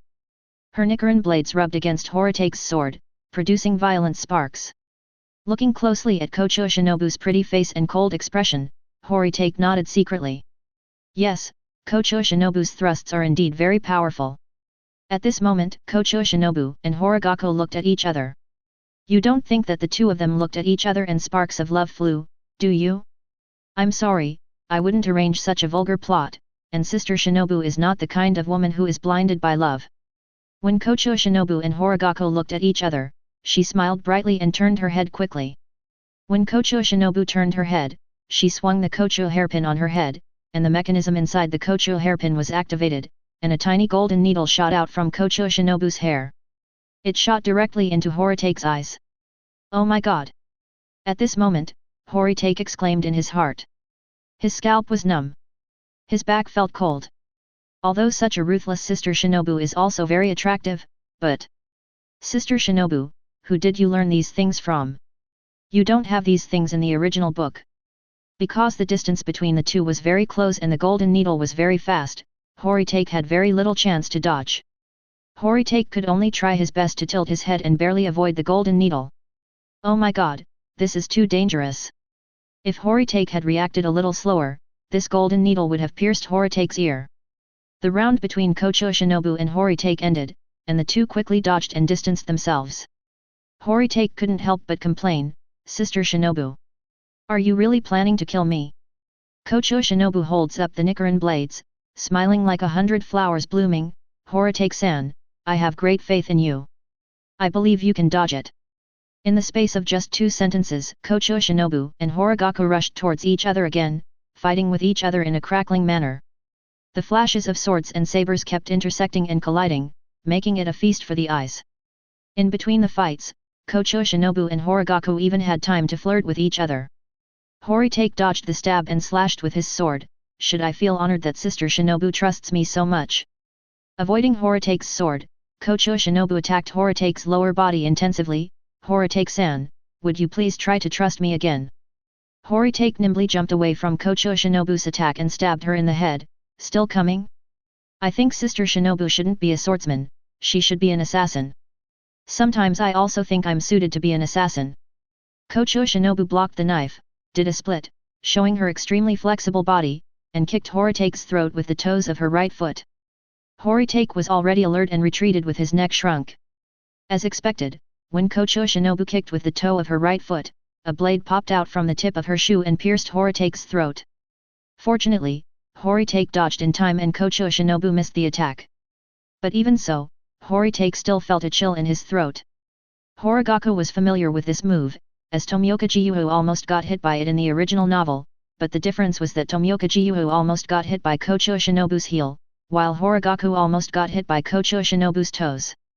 At this time, Horitake had a strange idea in his mind, you see, Tomioka Gyuho was only hit by the blade of the shoe, but I was hit by flying needles and poison gas.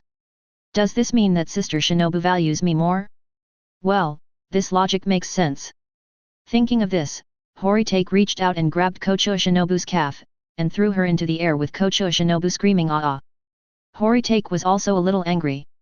Sister Ren, I am trying to give in to you, but you can't take advantage of me.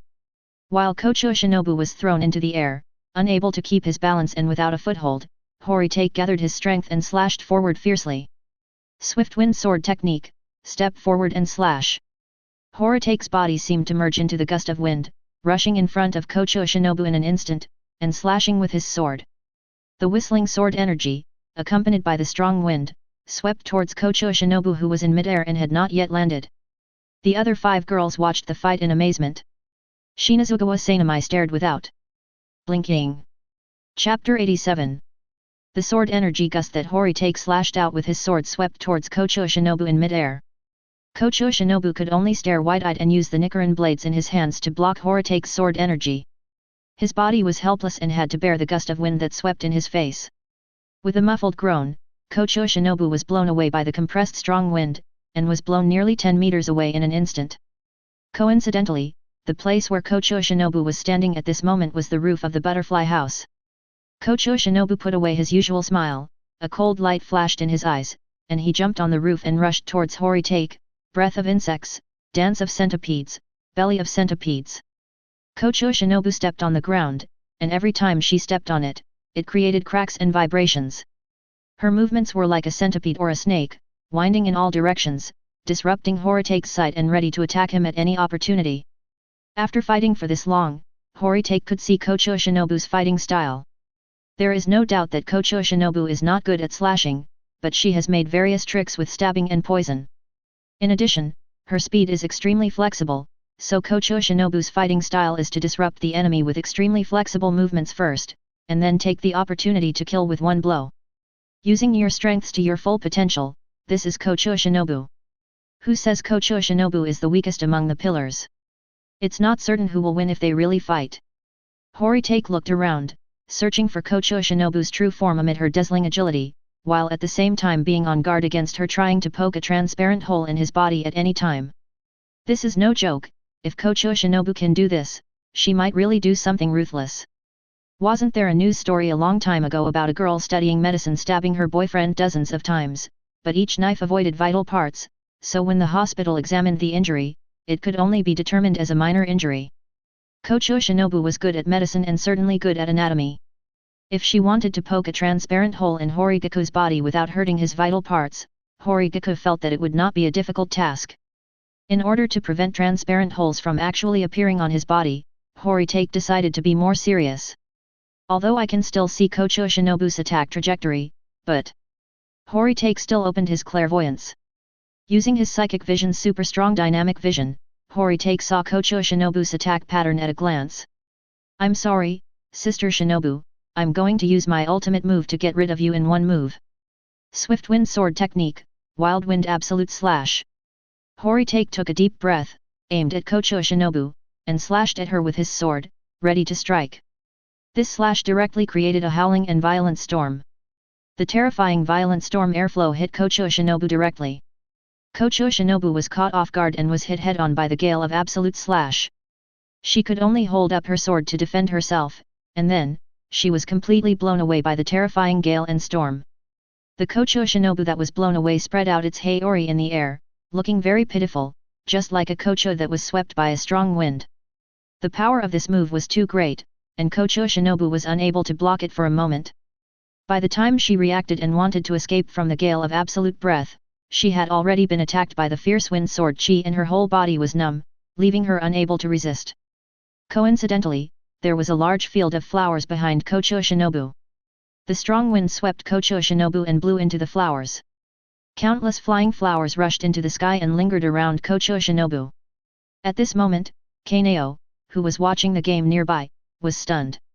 The same Kocho Haori, the same flying flowers, at this moment, Sister Shinobu, looks like Sister Kane. Seeing this scene, Kaneo suddenly felt like crying. Obviously, when Sister Kane passed away, I tried very hard to cry, but I couldn't cry no matter what. And now, I actually have the urge to cry? No. I can't cry without orders or permission. Kaneo forced himself to hold back the tears that were already welling up in his eyes. Kocho Shinobu spreads her haori like a beautiful kochu. She bathes in the flying petals and gently falls on the ground covered with fallen petals, as if she is lying on a carpet woven from flowers. The strong wind died down, and a brave Kocho flew out from somewhere, flapping its wings, and landed in Kocho Shinobu's hair, as if to comfort her. This picture is truly beautiful. Kocho Shinobu lay blankly on the fallen petals, staring at the sky, silent. The smile that had always been on her face also disappeared, and Kocho Shinobu's expression now seemed depressed and lonely. She could endure being blown away by the strong wind, bathing in the flying petals, and lying on the falling petals, but Kocho's comfort seemed to be the last straw that broke the camel's back. Kocho Shinobu could no longer hold back and burst into tears. Just now, Kaneo mistook Shinobu for Kane, so how could Kocho Shinobu not have the same feeling? When Kocho Shinobu saw the flying petals flying into the sky, she had this illusion. Now, Kocho Shinobu couldn't help it. She felt that the kocho that fell into her hair was like her sister comforting her. Kocho Shinobu was lying in the midst of the colorful scene. She turned her face away and cried silently, not wanting others to see her vulnerable side. Sister, I miss you. Horitake let out a long sigh, retracted his dignified look, and looked at Kocho Shinobu. Others couldn't see it, but how could he not see it with his spiritual vision turned on? A beautiful woman who was wearing the same haori as Kocho Shinobu, had long hair, and a face that was 70% similar to Shinobu, was standing next to Kocho Shinobu, leaning down and gently stroking Kocho Shinobu's head. The place where the Kocho fell was exactly where the beautiful woman touched. A little different from Kocho Shinobu, the smile and tenderness on this beauty's face come from the heart and can truly make people empathize with her. Needless to say, everyone should know who this soul is, right? It was Kocho Shinobu's sister, Kocho Kane. It turns out that Kane has never left the butterfly house and has always been with her sister. Cry. Cry. I couldn't help myself when I wrote this. In the courtyard of the butterfly house, everyone was silent. Horitake silently looked at Kocho Shinobu among the falling flowers, and the other 5 sisters looked worriedly at Sister Shinobu above the falling flowers. Although Kocho Shinobu turned her face to the side at this time, her trembling shoulders still exposed her current condition. Plop. A sound broke the atmosphere here. It turned out to be that BD Shinazugawa Sanamai. Kocho Shinobu's beautiful and tragic figure just now did not attract Shinazugawa Sanamai's attention at all. All his attention was on Horigaku's last move, the Gale of Absolute Slash. At this moment, Shinazugawa Sanamai's mind was full of questions. How did this move work? What is its principle? How is the technique used? How does the knife exert force? Straight man. Identification completed. Because she wanted to see Horigaku's movements clearly, Shinazugawa Sanamai kept leaning her upper body out of the window. She couldn't keep her balance and accidentally fell out of the window with a plop. This unusual movement also attracted the attention of others, and everyone looked at Shinazugawa Sanamai who had fallen. Shinazugawa Sanamai's body had not recovered yet, and it was really painful for him to fall like that. He stood up with a grimace, and when he looked up, everyone was looking at him with strange eyes. Shinazugawa Sanamai felt that the atmosphere was a little strange. He resisted the urge to ask Horitake about his Gale sword technique and tried to change the subject stiffly. Suddenly, he saw Kocho Shinobu over there, and an idea struck him. He pointed at Horitake and accused him, Horitake. You beat Kocho Shinobu until he cried. Horitake was furious at that time. Super invincible steel straight man. Identification completed. The kind destined to be lonely all his life. The angry Horitake flashed in front of Shinazugawa Sanamai and kicked him into the window. Chapter 88. Shinazugawa Sanamai, this big straight man, only ruined the atmosphere, and Horitake was so angry that he kicked him back. How can Shinazugawa Sanamai, who has not yet recovered, be a match for Horitake? He didn't even have time to react before he was kicked away by Horigaku. He flew headfirst through the window and back to his own ward, knocking over his bed, tables, and chairs. He lay among a pile of furniture, with eyes full of gossip. You deserve it. Horitake dealt with Shinazugawa Sanamai cleanly and turned to look at Kocho Shinobu. Over there, Kocho Kane disappeared and no one knew where he was hiding. Kocho Shinobu was a strong woman. She held back her tears and, with the help of Kaneo, stood up from the falling petals. Horitake walked over and wanted to say something concerning, but he didn't know where to start. But then again, Horitake had never seen Kocho Shinobu this beautiful and fragile before. This kind of sister Shinobu has another kind of charm, a charm that makes people want to care for and protect her. Seeing Horigaku coming over, Kocho Shinobu glanced at him, turned sideways, wiped his tears calmly, and said to Horigaku calmly, "Don't get me wrong, you didn't make me cry. I, Kocho Shinobu, am not that fragile. The reason I felt this way was because I just recalled some past events." Horitake nodded, praising from the bottom of his heart, "Sister Shinobu, the way you looked among the falling flowers just now, was very beautiful." It was a rare opportunity to hear such a sincere compliment from the opposite S**X. Looking at Horitake's serious attitude, Kocho Shinobu suddenly burst into laughter for some reason, and his mood also got rid of the sadness just now. Kocho Shinobu put on his usual smile again. Horigaku could see that Sister Shinobu's smile was softer at this moment, and seemed more genuine, and seemed more like Kane's smile that he had just seen. Kocho Shinobu said to Horitake, "Horitake-san, you won this sparring match. I am no match for you." Horitake scratched his head, although this is normal, I don't know why I can't be happy. What do you have to be happy about bullying a woman? Sister Shinobu, you are not a weak woman. You have used many tricks in this battle. My goodness, the poisonous golden needle shoe soul blade, I will really fall into Sister Shinobu's trap if I am not careful. There was no other way. In order to avoid lying in bed for a few more days and to respect Sister Shinobu, I had to take real action. I just didn't expect that with the last move, the wind's absolute slash, I could defeat Sister Shinobu and at the same time, I could see her beautiful side. I felt like I had earned it. Kocho Shinobu was somewhat delighted with Horitake's words, but of course he did not show it. Horitake-san, you defeated me this time, made me lose face, and also made me recall some past events. Sister Shinobu, I am a little unhappy. What should I do? Horitake spread his hands, I'll leave it to Sister Shinobu to decide. Kocho Shinobu, forget it. What right do I have to punish a great pillar like you? You are the pillar of the Demon Slayer Corps. In terms of status, you are higher than a mere insect pillar like me. I dare not do anything to you, the pillar of heaven. Why do I hear a hint of resentment in Sister Shinobu's tone? This is not the Sister Shinobu I know. Kocho Shinobu stopped talking and began to reflect on himself. What's wrong with me? Horitake was right. I don't normally have this kind of emotion. It must be because he missed his sister that he lost control of his emotions. Well, that must be the case. In fact, Kocho Shinobu was only half right. She was indeed feeling sad because of Kane's past, but that was just the cause. The sad and sorrowful Kocho Shinobu at this moment is the most vulnerable Kocho Shinobu. After all, Kocho Shinobu is also a girl, and in this fragile and sad moment, she needs someone to rely on. Unfortunately, Kocho Shinobu has always been independent and self-reliant. How could she have relied on others? But things have been different recently. A man has moved into the butterfly house. Horitake is a strong man with a good personality. He has also vaguely expressed his pursuit of Kocho Shinobu. It is inevitable that Kocho Shinobu will focus some of his attention on Horitake. Look, Kocho Shinobu was sad and fragile. When he saw Horitake coming over, Kocho Shinobu, who already regarded Horitake as a friend, subconsciously wanted to rely on this man, so there was resentment in his tone. Kocho Shinobu wanted to adjust her abnormal mood. She nodded to Horigaku and turned to leave. I thought of some past events. I need to go back and rest for a while and adjust my mood. Otherwise, my recent work efficiency will definitely be greatly reduced. Then, I will go back first. Before leaving, Horitake called her. Sister Shinobu. Kocho Shinobu review, what's up? After hesitating for a while, Horitake said, if Sister Shinobu has anything on your mind, you can talk to me. I am very willing to help Sister Shinobu. After thinking for a while, Kocho Shinobu responded, if there's a chance, let's talk about it later.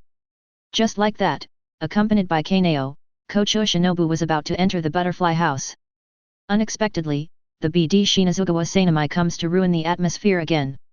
I saw this guy dressed in a hospital gown, rushing out of the butterfly house in a somewhat embarrassed manner, and almost bumping into Kocho Shinobu who was about to enter the door, with a reckless momentum. He didn't even wear shoes, he came directly to the yard barefoot, facing Horitake, very excited. Horitake. The sword technique you just used is the sword technique that can swing wind blades. What kind of sword technique is it? Looking at the excited Shinazugawa Sanamai, Horitake suddenly realized something. Oh, so that's what it is. The Gale sword technique really attracted him, and it's time for this BD to come and beg me. Kocho Shinobu was also shocked by the excited Shinazugawa Sanamai.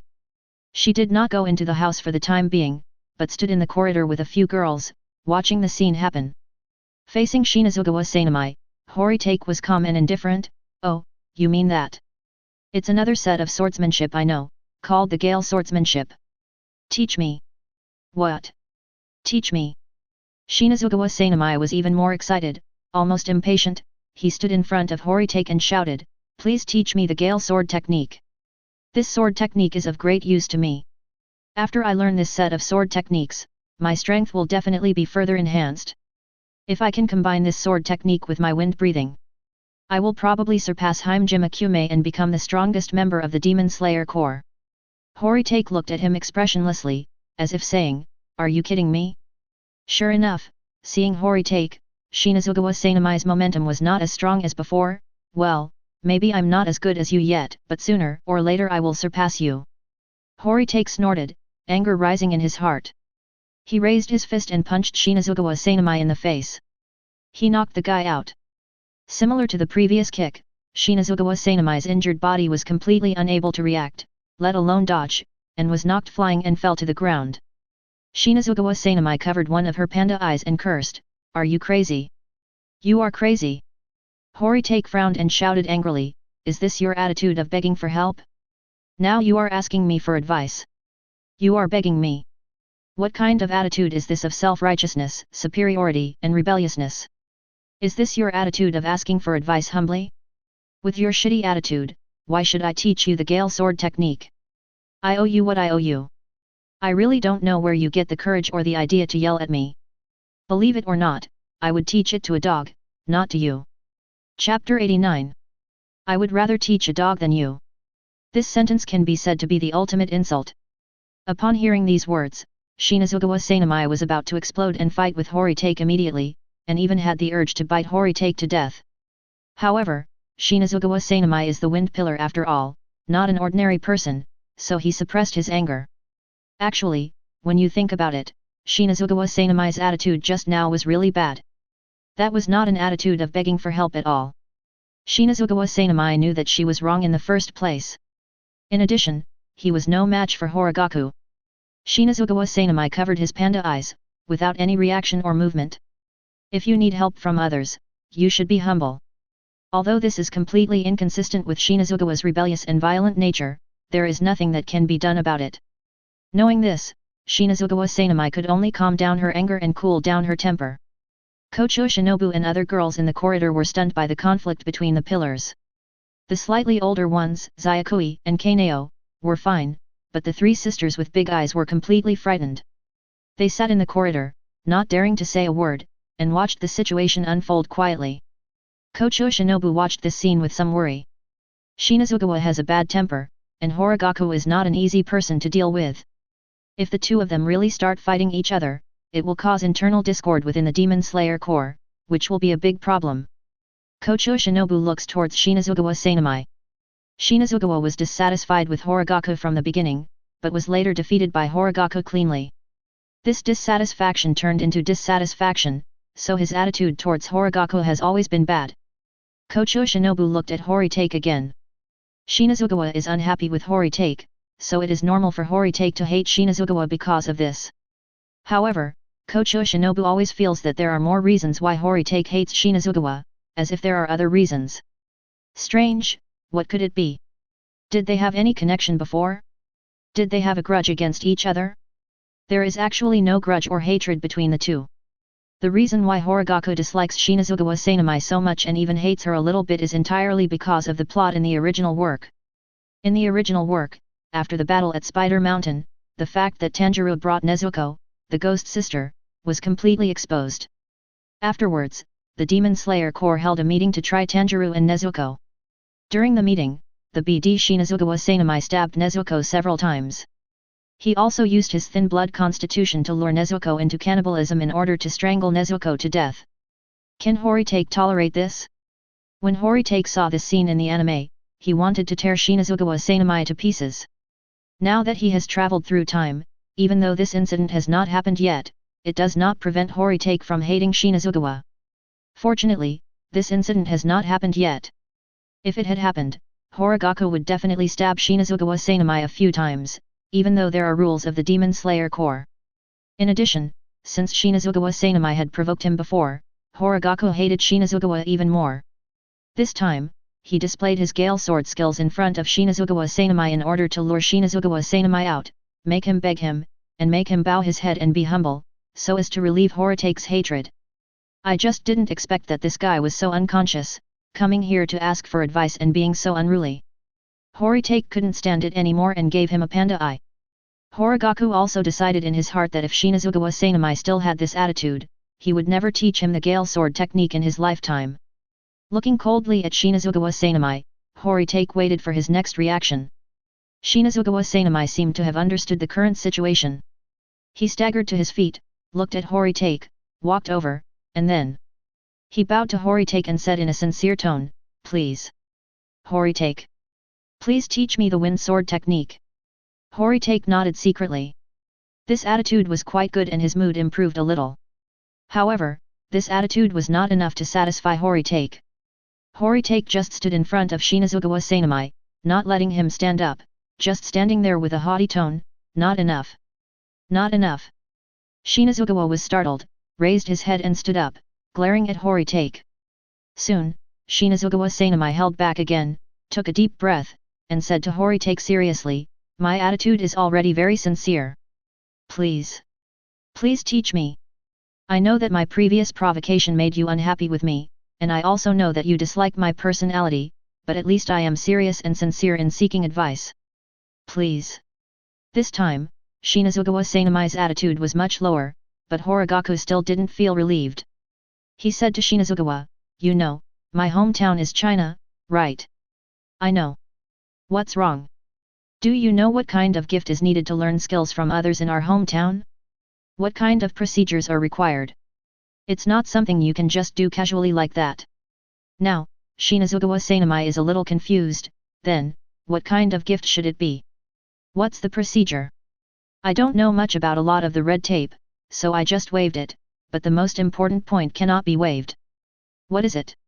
If you want to learn from a master, you must be sincere and respectful, kneel down and offer tea to the master. Only when the master drinks your tea, you can be his apprentice and be taught skills by him. At this point, Shinazugawa Sanamai also reacted and was horrified. "What? I want you to be my master? And you want me to kneel down and serve you tea?" Horitake said as if it was a matter of course.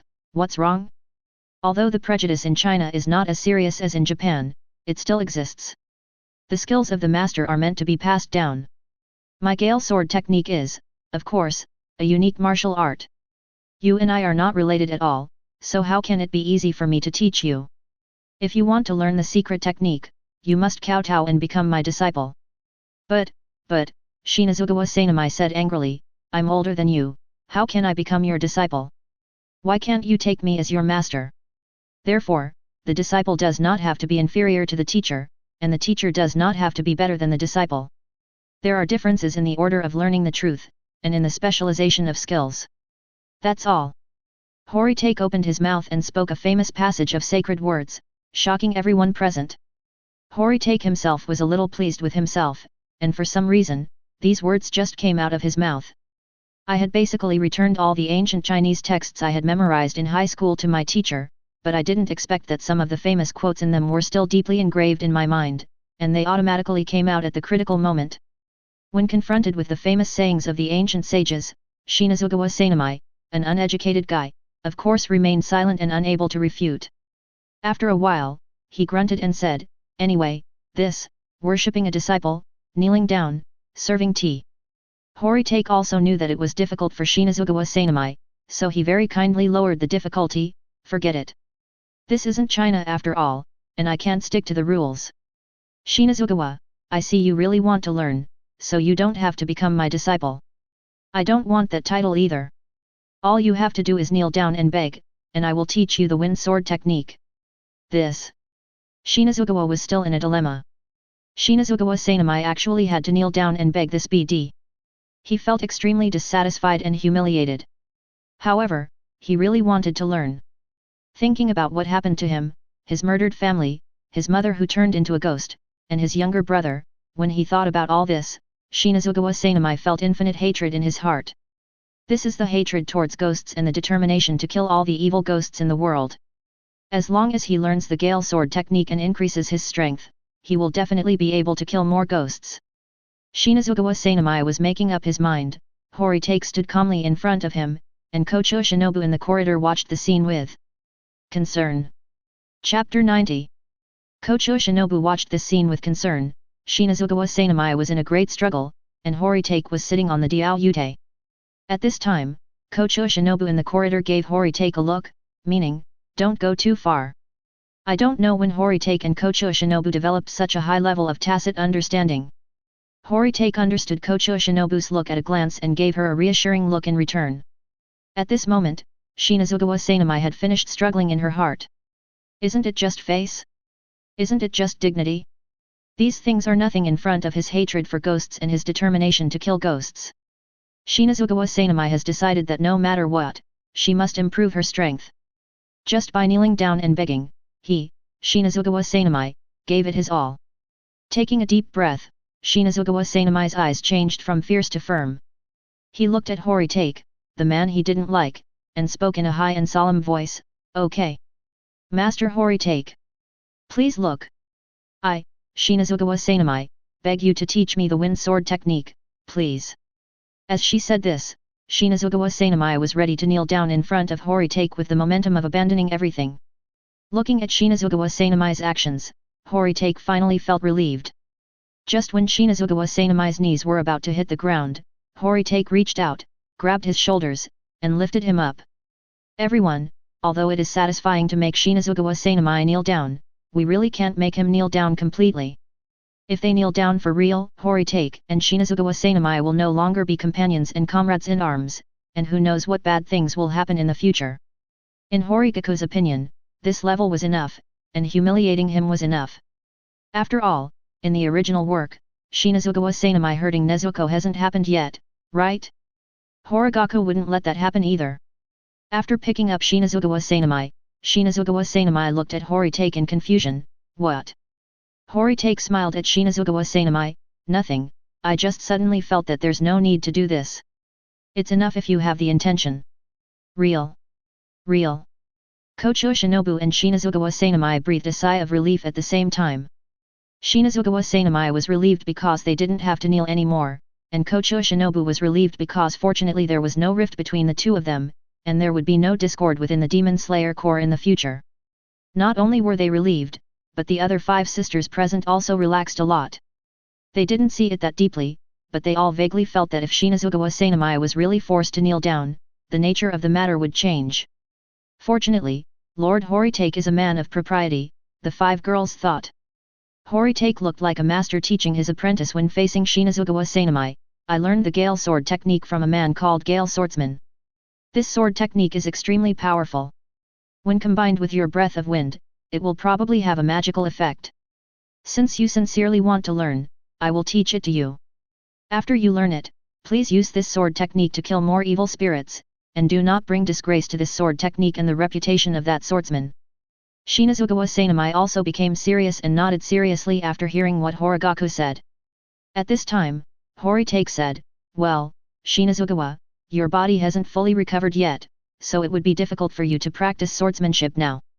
Besides, I think I will be out killing ghosts in the next 2 days, so I won't be able to wait until you recover, let alone teach you step by step. What should we do then?" "Don't worry. I will write down all the Gale Sword techniques first. You can study them first. After you recover, try to practice them yourself. When I have time, I will come back and teach you." Shinazugawa Sanemi scratched his head and said in distress, "But, after I recover, I will also leave the headquarters to go on a mission. Where will you find me then? Where can I find you?" "Yes, that's a problem." After thinking about it, Shinazugawa Sanemi suggested, "Otherwise, you should write it down first, and I will practice it by myself. If there is anything I don't understand, I will contact you by sending a message through the crow." Horikaku thought this was a good idea and his eyes lit up. "Okay, let's do this. Do you have a pen and paper in your room? I'll write down the Gale Sword technique for you. It should be there. I'll go look for it. Let's go together." In this way, Horikaku and Shinazugawa Sanemi reached a preliminary consensus, and the two entered the house and went to Shinazugawa Sanemi's room. Seeing that the matter was resolved perfectly, Kocho Shinobu breathed a sigh of relief and went back. When he arrived at Shinazugawa Sanemi's room, Horitake saw the collapsed ward and tables and chairs. He felt a little embarrassed. It seemed that it was caused by him kicking him away just now. He felt a little ashamed. Shinazugawa Sanemi was very calm. She lifted up the bed, table and chair, found paper and pen in the drawer, put them on the table, and even pulled out a chair for Horitake, inviting him to sit down. Horikaku glanced at Shinazugawa Sanemi. When did this guy become so polite? Shinazugawa Sanemi also just understood this truth. When you show courtesy to others, you must ask for something in return. And vice versa, if you ask for something, you must show courtesy to others. Horitake didn't hesitate to sit down at the table, picked up a pen, and wrote on the paper. Shinazugawa Sanamai was more honest than ever before. She stayed quietly beside Horitake and watched him write these things quietly. Looking at the Gale Sword technique written down word by Horitake, Shinazugawa Sanamai was unknowingly fascinated. So that's what happened. This is possible here, why didn't I think of it before? There is also this method, which is really amazing. The person who created this Gale Sword technique must be a genius. In this way, Horitake finished writing all the Gale Sword techniques, using a lot of paper. Shinazugawa Sanamai has also read most of it and has an idea of it, but she still needs to practice it in practice. After finishing writing, Horitake stood up. That's it. This is the complete set of Gale Sword technique. Shinazugawa, you must keep it well for me. Do not disclose it without my permission. Shinazugawa Sanamai couldn't wait to sit on the chair and looked at the papers greedily. Don't worry, don't worry. I'm busy hiding such a good thing, how could it be leaked out? Looking at Shinazugawa Sanamai's expression at this moment, Horitake felt that in his heart, nothing was more important than these pieces of paper. He would probably not even raise his head even if the sky fell. Forget it, it's a good thing that this guy attaches so much importance to the Gale Sword technique. Horitake was about to leave Shinazugawa Sanamai's room when he heard a knock on the door. It wasn't a knock on the door in the room, but a knock from far away. Could it be that there was a knock on the courtyard door outside the butterfly house? Someone was visiting the butterfly house? That's not right. At this time, the door of the butterfly house was not closed. Wrong. Horitake suddenly thought of something, and quickly leaned over the windowsill, trying to stick his head out and listen carefully. It wasn't the knocking on the butterfly house's door, it was the knocking on the door next door. Someone was knocking on the door next door. Whose house is next to the butterfly house? It seems like my home. Although the things inside have not been arranged yet, it is indeed my home. When Horitake realized this, he immediately wondered who was knocking on his door. Go to? Impossible, he knew I hadn't moved into the house yet, and he had the key to my house because he was helping me buy things. Could it be? Sure enough, the voice over there confirmed Horitake's guess. There was a knock on the door next door, and Kenroji Mitsurai's voice could be heard faintly, Master Horitake. Are you home? Chapter 91. When Horitake confirmed that it was Kenroji Mitsurai knocking on his door, he took a deep breath. Next door, it's Kenroji Mitsurai, and over here, it's Kocho Shinobu. If the two of them met. Hiss. Ashura field like Mars hitting the earth. It won't be Ashura field yet, because Horitake hasn't confirmed his relationship with either of them, but once the two meet and understand each other, they will definitely have a very bad impression of Horitake. Mitsurai is okay, her character is relatively weak. Kocho Shinobu couldn't say for sure. He had just developed some feelings with Sister Shinobu during these days, and these feelings would definitely drop to freezing point. We can't let these two meet. Horitake made the decision immediately and acted quickly, even using his thunder breathing. He ran out of Shinazugawa Sanamai's room with sparks and lightning all the way, ran back to his own room, and began to pack his things. There was nothing to pack, so Horitake xickly put on his clothes and ran to the corridor. He first found the three sisters with big eyes, flashing with electric arcs all over his body, and said goodbye in a hurry, Xiao Cheng. Xiao Qing. Xiao Naiho. I have an urgent mission to go out on. I will leave immediately. I will come back to see you when I have time. You three have to behave yourself. The three sisters with big eyes nodded blankly to show that they understood, and said goodbye to Horitake one after another. Goodbye, Lord Horitake. Horitake, with electric arcs flashing all over his body, found Kaneo and said goodbye hurriedly. Kaneo, I have to leave for something urgent. I'll be back when I have time. I know it's inconvenient for you to talk, and there's no need to flip a coin to decide. That's it. Kaneo was also a little stunned, but he still nodded with a smile and silently said goodbye to Horitake. Horitake, still with electric arcs flashing all over his body, rushed to Kocho Shinobu's studio and opened the door impolitely. Kocho Shinobu and Zayakui both work there, so now they don't have to run around anymore. Horitake rushed in and said goodbye hastily, Sister Shinobu. Zayakui. I have to leave urgently. Goodbye. I will come back to see you when I have time. Sister Shinobu, I will miss you. Zayakui, don't work too hard. Goodbye. Kocho Shinobu smiled and nodded. Okay, Horitake-san, you seem to be in a hurry, bye. Xiao Kui said quickly, take care, Lord Horitake. Take care of yourself. After leaving the last two words, Horitake rushed out like lightning, ran through the corridor, came to the entrance, put on his shoes, came to the yard, jumped over the wall, and jumped into his own house. Xiao Kui stood in front of the window, watching Horitake's hurried movements and looking next door. After Horitake jumped over, Aoi frowned, turned around and said to Kocha Shinobu worriedly, Shinobu-sama, someone must be looking for Lord Horitake at his home. I just heard a knock on the door. Yet. Kocha Shinobu was unmoved, just nodded lightly and continued to busy himself with his own things. Master Shinobu, I just heard it. It was a woman knocking on the door looking for Master Horitake. That voice sounds so soft and weak, the kind that makes men fall in love with it. Zayakui was anxious, Shinobu-sama. Aren't you worried? Kocho Shinobu raised his head, smiling as always, what do I have to worry about? Aoi, why are you so concerned about Horitake-san? Xiao Kui was helpless, and her momentum also dropped. She muttered, isn't it for you, Master Shinobu? Xiao Kui, this bottle of potion is useless. Bring another set of materials over. Yes. Zayakui hurried to do it. While taking the materials, Xiao Kui complained in her heart, what is there to worry about? Even Shinobu-sama made a mistake with such a simple potion. It was obvious that he was distracted by worry. Shinobu-sama is too dishonest. Horitake didn't know what was going on in the butterfly house, and he didn't care about it for the time being. His focus now was Kanroji Mitsurai. After jumping over the wall and reaching his own yard, Horitake hurried to open the gate. At the gate of Horitake's house, Mitsurai knocked on the door for a long time, but there was no response. She looked distressed. Is there no one here? Obviously Horitake-sama said he was waiting for me at the Demon Slayer Corps headquarters. How could this happen? Did he leave early for something, or? Girls have a lot on their mind, and they can't help but think the worst of things. The more they think, the more anxious they become, otherwise. I should ask the neighbor next door. He should know where Lord Horitake is going. Friendly reminder, the butterfly house is next door. With a bang. Just as Mitsurai had this thought, the door opened from the inside. Horitake, who was a little anxious, saw Mitsurai with a worried look on her face outside the door.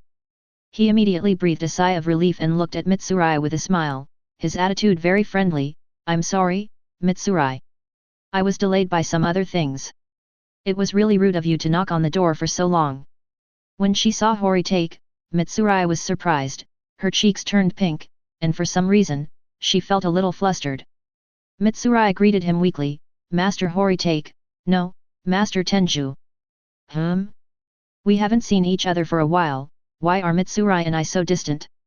Didn't I tell you before that you shouldn't call me sir? It sounds awkward. Just call me by my name. Mitsurai was a little shy and a little nervous in front of Horitake. Before, Lord Horitake was a rookie in the Demon Slayer Corps like me. Now Lord Horitake is the pillar of the Demon Slayer Corps, and is more powerful than the other pillars, so I've already told you that there's no need to call me sir. We are close friends, aren't we? Hey. Horitake and I. Yes. That's a good name. Mitsurai also smiled, clenched her two little fists, and was a little excited. She felt that Kaigaku was still as close to her as before, and was very happy. I thought that after Horitake-san became a pillar of heaven, he would be out of reach. As expected, Horitake-san is still the same person I knew. It's really great. It's okay, it's okay. By the way, Meili, how did you find this place? How did you know that this house belongs to me? Kaigaku asked the question he had wanted to ask for a while. Mitsurai blinked and pointed to the side of the gate. Horitake stuck his head out and saw a wooden doorplate hanging next to the gate with two big characters written on it, Horitake. Horitake slapped himself on the forehead, speechless. It is a custom of Japanese people to write their surnames on the doors of their homes to indicate that this is their home. Needless to say, this house number must have been purchased with the help of Goto. The original surname of Horitaka's body was Inadama, but after Horitake traveled through time, he was unwilling to use this surname. In addition, he had previously lied to others about his life experience, so no one knew what his surname should be. I guess Goto had no choice but to write Horitake's name when he wrote the house number. Horikaku understood and felt helpless. So that's how it was. Mitsurai knew this was her home as soon as she saw the house number. He couldn't blame Goto. After all, the other person meant well and was helping him buy things wholeheartedly. How could he blame the other person for being too thoughtful? Standing at the door, looking at Mitsurai, Horitake looked at the house behind him, feeling distressed and crazy. Logically speaking, at this time, Mitsurai should be invited into the house, or at least invited to have a cup of tea and sit down with her. But where can I get tea leaves in Horitake? Where can I get water? I still don't know these things. Maybe there isn't even a teapot or teacups at home. Horitake felt a sense of failure and guilt, and could only face Mitsurai with great apology. Chapter 92. After confirming that his house was completely unable to entertain guests, Horitake said to Mitsurai with great apology, "Well, Mitsurai, I just moved here and haven't prepared many things at home yet. I really can't entertain you. I'm really sorry." Mitsurai is very understanding. "Yeah, it's okay, Horitake nii." Horitake still felt very sorry. "Anyway, it's really rude. How about this, as compensation, on our way out to kill ghosts this time, I can go shopping with you, and I will buy you anything you like, how about that?" This isn't a good idea. What's wrong with that, Meili? Do you know what kind of flowers women like men to give them the most? Ah? What flower? Spend as much as you want, spend as much as you can, spend as much as you can. Although it was an old joke, in this era of spiritual scarcity, it still made Mitsurai laugh. She laughed for a while and said a little embarrassedly, "There's no need to go shopping or anything like that. If possible, I still want to eat the different kinds of food out there." Horitake said nonchalantly, "It's nothing. It's just food. You can eat as much as you want. I'm a pillar now, and my salary is much higher than before. You can't eat me down, Mitsurai." "Really? Really?" Mitsurai's eyes suddenly sparkled and she quickly confirmed. Horitake responded without hesitation, "Of course it's true." Kaigaku overlooked one thing. Mitsurai was a big eater. If she were to eat as much as she wanted, Kaigaku's so-called generous salary might not be enough to support her. Well, it's better not to remind him of this for now. Let him experience the dangers of the world before it's too late to regret. Just like that, Horitake walked out of the door, locked it, and said to Mitsurai, "Come on, I'll take you out to kill demons. This time, I'll hone your skills as much as possible and increase your strength. If possible, I'll let you kill more demons so that I can add merits and help you become a pillar." Mitsurai was a little surprised. Horitake-san, are you going to help me become a pillar?" "Of course. Don't you want to become a pillar? Lord Koihashira." "Don't call me that, Horitake-san. I still really want to be a pillar." "Okay, let's go." Horitake locked the door of his house and walked side by side with Mitsurai, ready to leave. He had just taken 2 steps forward when suddenly, Horitake felt a great terror coming towards him. He stopped immediately, his face pale. This kind of terror can no longer be described as feeling like a thorn in the back. If I have to describe it, it's like a chill that rushed in from Horitake's coccyx, meandered straight up, cooling the lumbar vertebrae, spine, thoracic vertebrae, cervical vertebrae in turn, and finally passing through the skull and reaching the scalp. Others were disappointed from the beginning to the end, but Horitake was disappointed from the end to the beginning. It feels like the entire spine is frozen. Horitake subconsciously felt that something was wrong, and he had some guesses about it. Mitsurai noticed that Horitake looked unhappy and asked with concern, "Horitake, what's wrong with you?" Horitake could only say to Mitsurai in a somewhat stiff tone, "Mitsurai, there are some emergencies. Don't worry, it's not a big deal. Please wait for me at the gate of the Demon Slayer Corps headquarters. I will meet you soon." Although she didn't quite understand, Mitsurai nodded obediently, "Okay, Horitake-san, I'll wait for you there." After saying that, Mitsurai trotted away. When Mitsurai's back disappeared from Horitake's sight, he turned around slowly with his whole body stiff, and behind him, there was nothing. A gust of wind blew by. Nothing? Nothing exists. Horitake swallowed and turned on his spiritual vision. As expected. In front of Horitake, Kocho Kane was smiling very gently, facing Horitake. This beautiful lady was very kind to everyone, including Horitake. Oh, Horitake-kun can really see me. I thought your sight just now was an illusion. Horitake was screaming madly in his heart at this moment. Didn't you just come out to comfort Kocho Shinobu and then disappear? How did you notice me? And follow me out? Horitake could only break out in a cold sweat and explain stiffly, Hello, Sister Kane. I am Horitake. I can indeed see your soul. This is my special ability. Oh, that's it. So, Horitake-kun, can you explain to me whether you are pursuing shinobi? So, Horitake-kun, can you explain a little more about the beautiful girl with cherry-colored hair who was next to you just now? Who is she to you? The thing that Horitake was most worried about had happened. This person really came to call for punishment. When Kane asked these questions, Horitake's legs went weak and he almost fell to his knees in front of Kane. I was dating another girl and was discovered by my future sister-in-law. What should I do? Waiting online, very urgent. Urgent. Although Kane was questioning, her expression and demeanor were still so kind and gentle. This kindness and gentleness was simply the greatest weapon that made Horitake dare not refute or resist. At this time, Horitake's relatively good eloquence was completely wasted. He knew that it was useless to quibble. At times like this, you can only treat others with sincerity. Horitake's face was filled with self-remorse. I'm sorry, Sister Kane, I was wrong. Kane's reaction was this. She stretched out a slender jade finger and waved it in front of Horitake, making a meh expression and gesture. No, Horitake-kun, it's wrong to be unfaithful. What can Horitake do? He can only confess to Kane with a face full of regret. It's my fault, Sister Kane. I'm guilty of a heinous crime. Next, Kane's reaction exceeded Horitake's expectations again. Logically speaking, at this time, Kane should have given Horitake a severe scolding, but Kane didn't. The extraordinary and touching thing about Kane is that she thinks for others and is considerate of others. Kane tapped her chin with her finger and thought, I remember that guy, Sound Pillar, seemed to have married 3 wives. Could it be that Horitake-kun wants to follow his example? Horitake broke out in a cold sweat again. My dear sister-in-law, how did you know that I would also marry 3? You are so wise. Kaigaku thought so, but he couldn't say it out loud. He could only nod as if he was continuing to repent. That's true, Sister Kane, you don't know, but Uzui Tenjin is truly a role model for my generation. I envy him, so I've been working hard to be like him.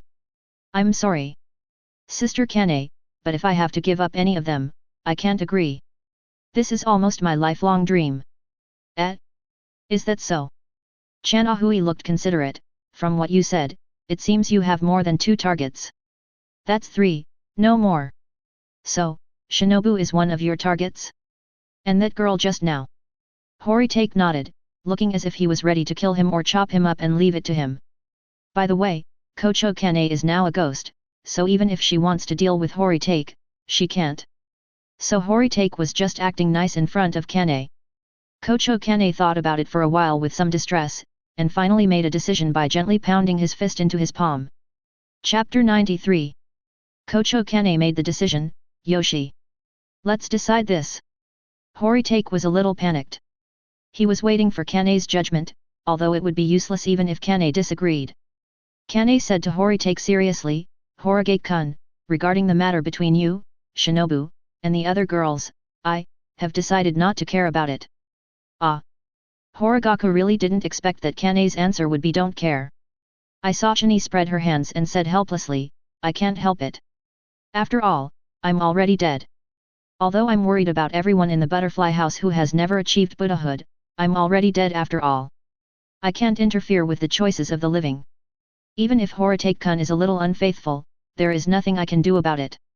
At most, I'm just worried about my sister's condition. What's more, Shinobu has grown up and has her own personality and ideas.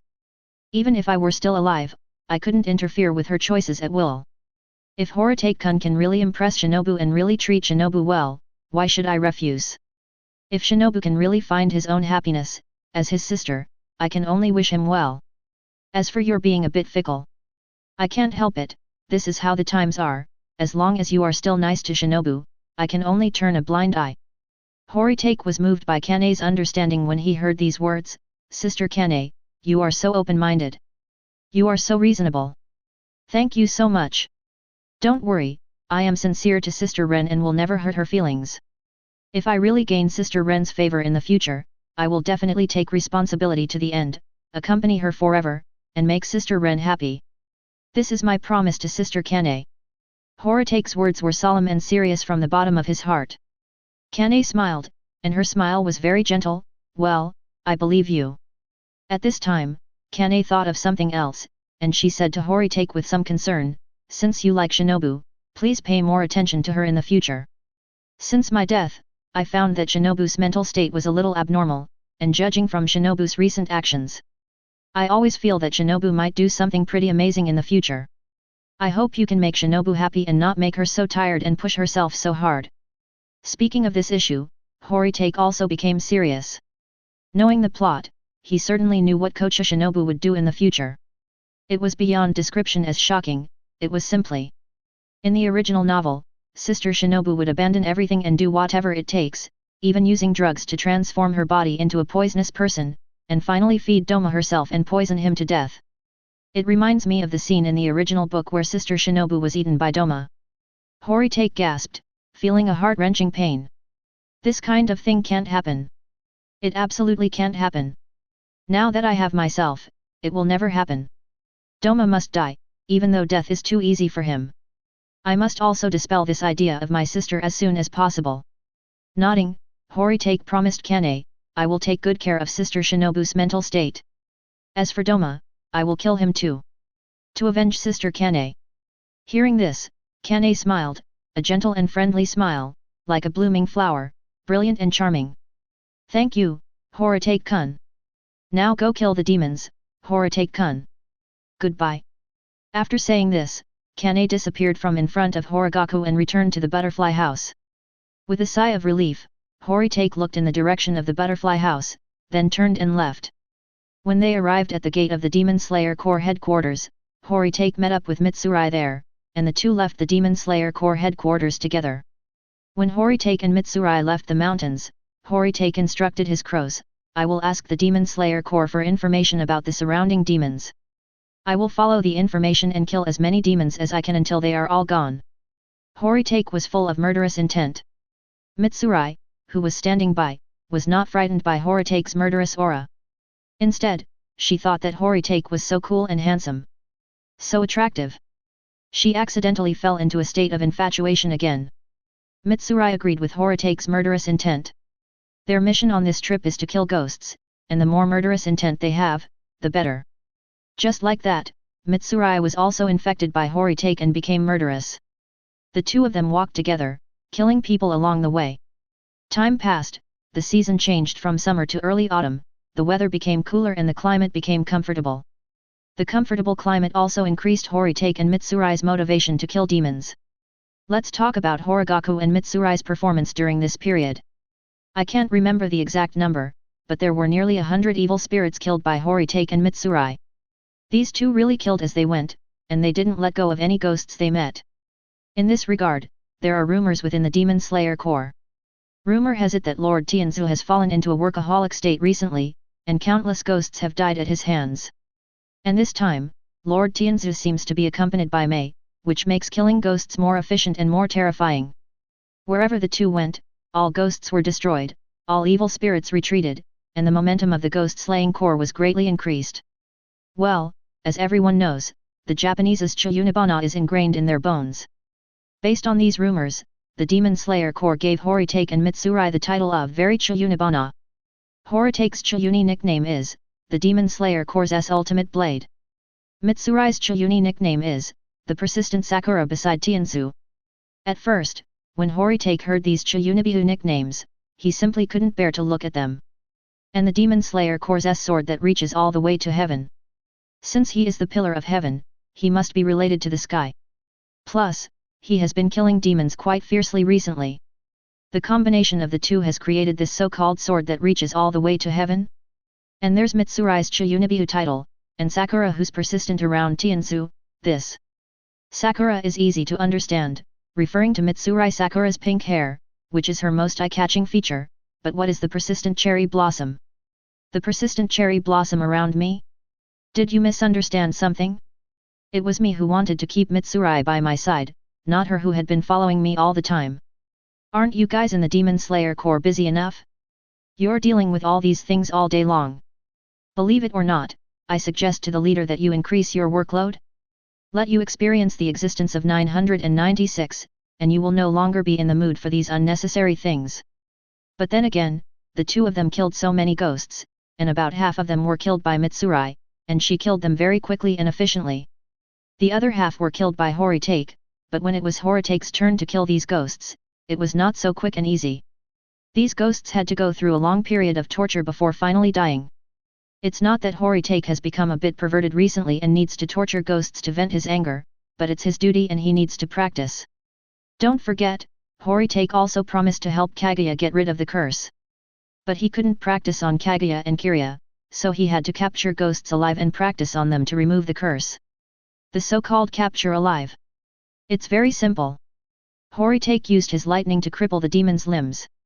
The demon's body was damaged by the thunder and could not be restored. In this way, Horitake made the demon completely lose its ability to move.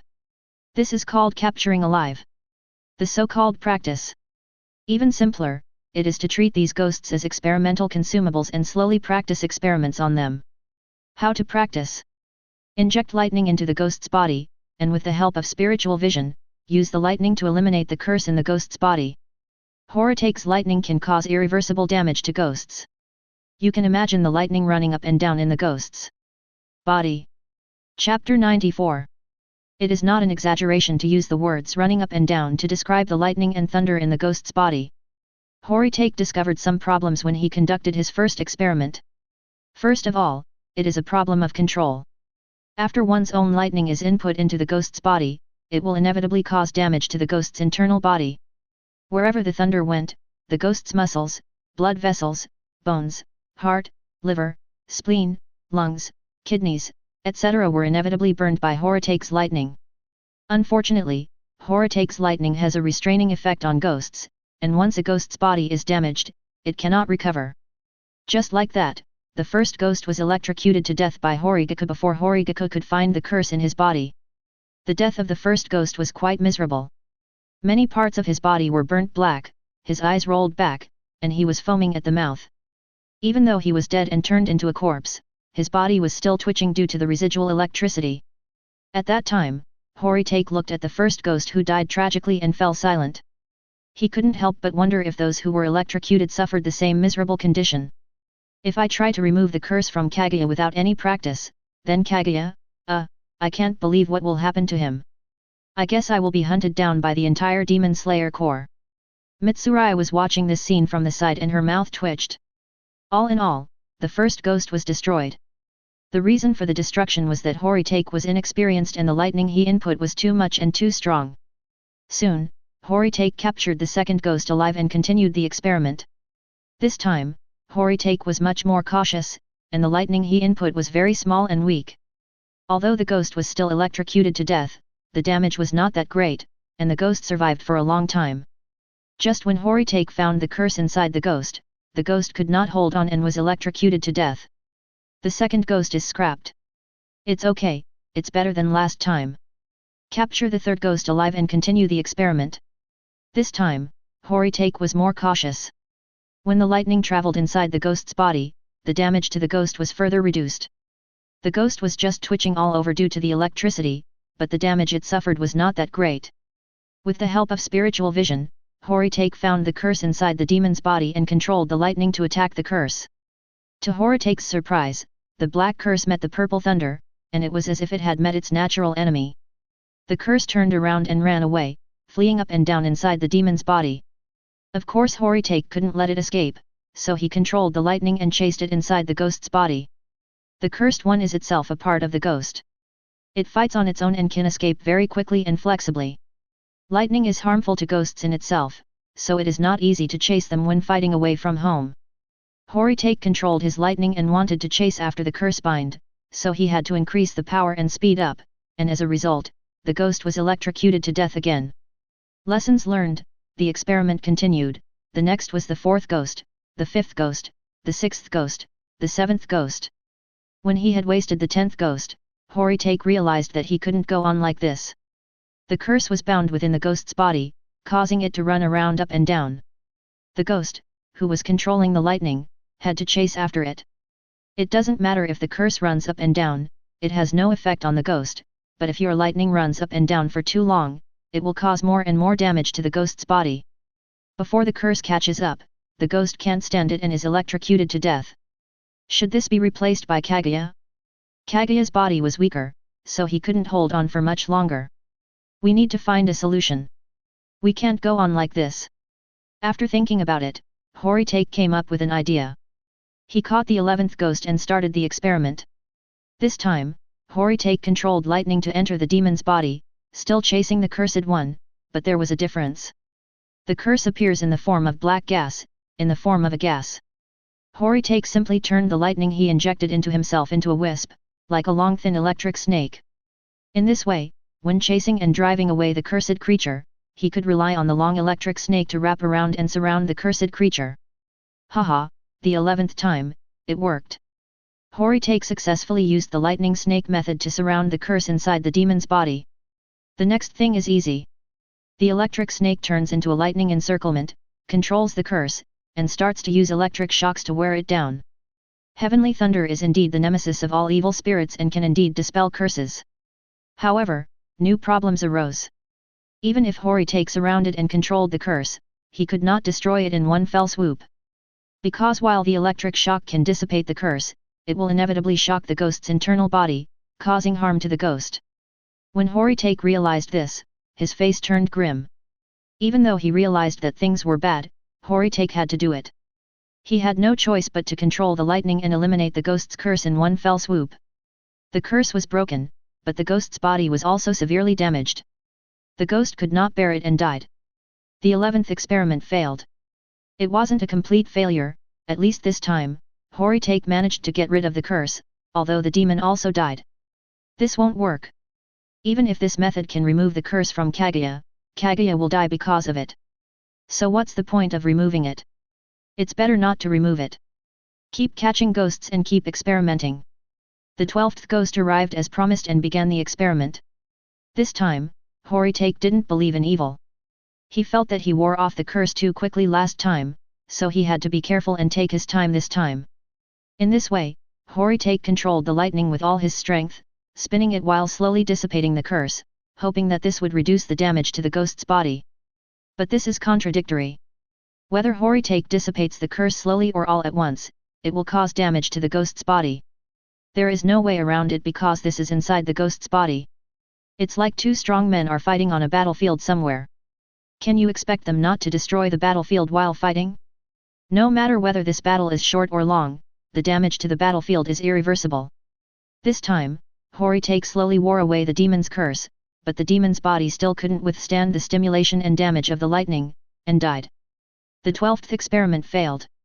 Kaigaku was furious and continued to catch ghosts to practice the experiment. The 13th ghost, the 14th ghost, the 15th ghost. It was not until he destroyed the 26th one that Horitake finally realized the fact: he had no way to get rid of the curse without destroying his body. Things are back to square one. While the curse is being dissipated, it will also cause harm to the body. During that period, Horitake was in a gloomy mood, at a loss, and had a bad temper. This made Mitsurai, who was accompanying Horitake, very worried. Mitsurai couldn't help Kaigaku, so she could only care about him and comfort him from time to time to make Kaigaku feel better. Thanks to Mitsurai's comfort, Horitake regained his spirits and began to think. Is there any way to get rid of the curse without harming the body? How to have the best of both worlds? There is really no other way, so I can only change my thinking. At a certain moment, Horitake suddenly had an idea as if inspired by God. Why do I have to be so persistent in getting rid of the curse? It's okay if you don't waste time. Now that the curse is under control, can we wrap it with lightning and remove it from the demon's body? In this way, the ghost's body is no longer cursed and the damage to the ghost's body is not serious, so the problem is solved. Horitake was so happy when he suddenly had an idea that he even hugged Mitsurai excitedly and almost kissed her. Fortunately, Horitake finally came to his senses. The current level of intimacy between him and Mitsurai is that hugging is fine, but kissing directly is still a bit abrupt. Horitake held back, hugged Mitsurai, and excitedly told her his method. Chapter 95. Horitake excitedly told Mitsurai the solution he had come up with. Mitsurai was suddenly hugged by Horitake at that time. Her cheeks flushed and she was very shy. Because she was caught off guard and shy, she was a little dazed. However, after hearing Horitake's method, she was also pleasantly surprised, and she couldn't help but hug Horitake. The two of them hugged each other at that time, feeling equally excited. Logically speaking, this was Horitake and Mitsurai's first hug, so it was a very memorable one. However, this hug did not contain much emotion between the man and the woman. It was basically an excited celebration of the birth of a new idea. The two of them hugged each other excitedly, hugging and jumping. Of course, there will be plenty of opportunities to kiss and hug in the future, so there is no need to worry about this time. Just like that, Horitake and Mitsurai excitedly continued to catch ghosts. The 27th Ghost, the 27th Experiment. This time, Horitake used lightning control as usual to catch the black energy curse. He did not choose to use lightning to dispel the curse, but wrapped the curse with lightning. While retracting the lightning, he also peeled the curse wrapped in the lightning out of the ghost's body. Stripped out. However, when the curse left the ghost's body, it also stimulated and damaged the ghost's body. Horitake used his spiritual vision to observe carefully and found that the damage caused by stripping off the curse was less than the damage caused by wearing away the curse. Horitake laughed at that moment. It seems that my idea is correct, and it seems that I have found the right method. This 27th experiment was barely successful. Because the 27th ghost was also seriously injured by the lightning, but not to the point of death, so this experiment cannot be considered a complete success. Horitake estimated that if Kaguya were to suffer such a degree of physical damage, his small body would not be able to withstand it. Therefore, this experiment can only be considered a barely successful one at best. Without the curse, the ghost was useless, so Horitake killed him in the end. The experiment was barely successful, but further practice is needed. To what extent does Horitake need to practice? Try to completely remove the curse without causing any harm to the ghost's body. We have to continue catching ghosts. The 28th Ghost, the 29th Ghost, the 30th, the 31st. From the 27th Ghost onwards, no more ghosts died from breaking free from the curse. At most, their bodies would suffer varying degrees of damage after breaking free from the curse. Of course, Horitake would kill these useless ghosts after each practice, and there is no need to say more. As Horitake became more familiar and proficient, the damage to the demon's body became less and less when he stripped it of its curse. There is no special reason, just practice makes perfect. Finally, when Horitake successfully removed the curse, the demon's body was barely damaged. Tonight, it was the 46th ghost that Horitake caught for practice. Horitake had a hunch that he could achieve a new breakthrough with this ghost. At other times, Horigaku usually practiced alone while Mitsurai went around looking for ghosts to kill. Tonight, since there was only this one ghost within 100 miles, Mitsurai had some free time and came over to observe Horigaku's movements. This was the first time Mitsurai watched Horitake practice since the 27th experiment. She had heard from Horigaku a long time ago that the curse could be removed. She had not been able to watch it before because she was killing demons, but tonight she could finally satisfy her curiosity. Mitsurai sat in a temporary house in the forest, waiting for Horitake to come back from catching ghosts. Soon, Mitsurai heard footsteps and saw Horitake returning to the house carrying a ghost in a miserable condition. Horitake, is this your practice material for tonight? Mitsurai has also become a little sinister. She no longer calls the ghost by its direct name, but calls it practice material. It can be seen that Mitsurai now disdains such weak ghosts. Horitake threw the limp ghost onto the table and responded with a smile, "Yes, I have a feeling that my skills will rise to a new level tonight. So shall we start now?" "Start right away." "Great. I finally got the chance to see it with my own eyes." Horitake and Mitsurai were talking to each other, but they didn't know that the ghost on the table was feeling very depressed at this moment. He was originally an ordinary ghost in the mountains, usually surviving by eating hunters and passers-by in the mountains. He thought he was the king of the mountain, but who would have known that he would meet his nemesis today? This ghost hunter is too strong. Terribly strong. He was killed instantly when he met her face to face. The most terrifying thing is that the lightning released by this man is very special. After being hurt by this lightning, the self-healing ability that he was so proud of was actually ineffective. For the first time, the shadow of death loomed over this ghost's head. If I was killed directly, it would be fine, at least I would have died peacefully. But this ghost hunter didn't do that. He crippled himself, captured himself alive, and brought himself here, and no one knew what he was going to do with himself. Listen to what these two people just said. What practice materials? What skills? It seems that they are talking about themselves. What's going on with these two people? What is he going to do to me? Could I be caught by some evil scientist? Could I become an experimental material? The ghost's inner fantasies are not far from the truth. Horitake and Mitsurai came to both sides of the table. The way they looked at the ghost was not as a living being, but as an object. The ghost on the table noticed the scary looks in the two men's eyes and became even more panicked. But he couldn't escape, nor could he make a sound, so he could only open his mouth and let out meaningless howls. Mitsurai lowered her head and looked closely, then asked Horitake, "Horitake, did you remove his jaw?" "Yes, some ghosts screamed too badly, and some ghosts cursed too badly, so I just removed their jaws first, so that there would be peace and quiet." After hearing this conversation, Gui felt very disappointed. "Brother Horitake, how did you make him incapable of movement? Did you break the bones of his limbs?" "No, even if I cut him into a human stick, he would still twist and struggle like a maggot, so I simply used lightning to shatter his cervical vertebrae. This way, he can't move from the neck down." "Oh, I see." The ghost felt 3/4 disappointed. "Horitake, why did you catch such a weak ghost? Shouldn't you use stronger ghosts for experimentation and practice?" "No, you think the opposite. Before doing any experimental exercises, we need to consider what our ultimate goal is. Our ultimate goal is to remove the curse for the master, and practicing on ghosts is just a means. Even the weakest ghost has physical fitness far superior to that of ordinary people, while the physical fitness of the master is far inferior to that of ordinary people. I have no choice but to catch the weakest ghosts possible. The weaker the ghost, the closer it is to the master's physical fitness. This way, when I practice, I can feel it, as if I am really removing the curse from a person." "Oh, yes." Although this ghost couldn't understand the conversation between Horitake and Mitsurai, it didn't stop him from being afraid. His heart was completely chilled. Mitsurai stood on the other side of the table and watched, while Horitake stood on this side of the table and prepared. The ghost on the table had nowhere to escape. Horitake adjusted his sleeves and prepared to start. The way he adjusted his cuffs was especially like the way a doctor put on gloves before starting surgery. The ghost lying paralyzed on the table looked like an animal about to be slaughtered.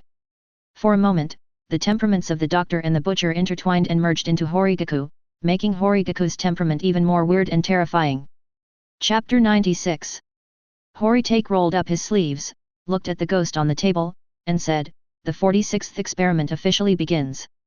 Horitake's words are especially like the surgeon announcing the start of an operation before it begins. Horitake stretched out 2 fingers of his right hand, put his index finger and middle finger together, and made a sword-like shape. Tiny purple arcs of electricity flashed at Horitake's fingertips. Note that it is flashing at Horitake's fingertips, not flashing at Horitake's fingertips. If it were in the past, when Horitake released the arc, it would definitely be in a flickering state. But it's different now. Horitake controls the arc steadily, making the purple arc just glow at the fingertips instead of flickering. Like the filament in an old-fashioned incandescent light bulb, the light is very steady. Moreover, the arc was not big and only lit up at Horitake's fingertips. The fact that such a small electric arc can light up so stably on Horitake's fingertips shows Horitake's superb control ability nowadays, and it also shows that Horitake's experimental practice for so long was not in vain. Horitake held the purple arc close to the Oni's forehead. The ghost stared at Horitake's fingertips and whimpered in panic. "Let me translate his sobbing, don't come over here." Very loud, Horitake put his 2 fingers together, holding up the purple arc, and without saying a word, pressed his fingertips on the demon's forehead. At the same time, he turned on his spiritual vision. He clearly saw that the ghost's curse was entrenched somewhere on its body. Horitake controlled the purple lightning, increasing the power with a steady input. A ray of purple lightning entered the ghost's forehead and rushed into the ghost's body. When lightning entered the ghost's body, the ghost's eyes suddenly widened, the whimpering stopped, and the whole ghost seemed to be stupid. That's not being stupid, that's enduring the pain, because pain cannot be expressed in a voice. Horitake's lightning has a restraining effect on ghosts. Even if Horitake controls it very stably, even if Horitake controls the lightning to avoid vital points, it still makes ghosts feel very painful. Regardless of whether the ghost was in pain or not, Horitake continued with his delicate operation. He controlled the long streak of lightning as if he were controlling a lightning snake, and carefully approached the place where the cursed black energy was entrenched. After getting closer, the lightning began to quietly surround and entangle. Soon, the encirclement and entanglement were complete without disturbing the cursed black energy. The above is the first stage, Horitake is already familiar with it, and the next step is the focus of the second stage. Controlling the thunder and lightning, Horitake suddenly closed the encirclement. The cursed black energy was alarmed. It seemed to sense something was wrong and wanted to run away. But it was too late. This ray of extremely high-quality purple lightning had already completed the encirclement and closed, turning into a lightning ball, controlling the cursed black energy. The cursed black energy dodged left and right in the lightning and thunder, making it impossible to escape. You say, could it be that this curse has its own consciousness? Horitake felt that it was impossible. This curse and binding should have a reaction, a crisis response of seeking benefits and avoiding harm. One would only run away when facing the lightning curse. The second phase was also successfully completed. At this point, the physical damage caused by lightning to ghosts is almost negligible. There is also the final third stage. If the third stage cannot be completed, everything will be in vain. Horitake took a deep breath and controlled the lightning ball in the demon's body, intending to peel it out of the demon's body along with the curse inside. From that place? Of course it came out of my mouth. This place is the most convenient. Horitake controlled it carefully, slowly, and cautiously.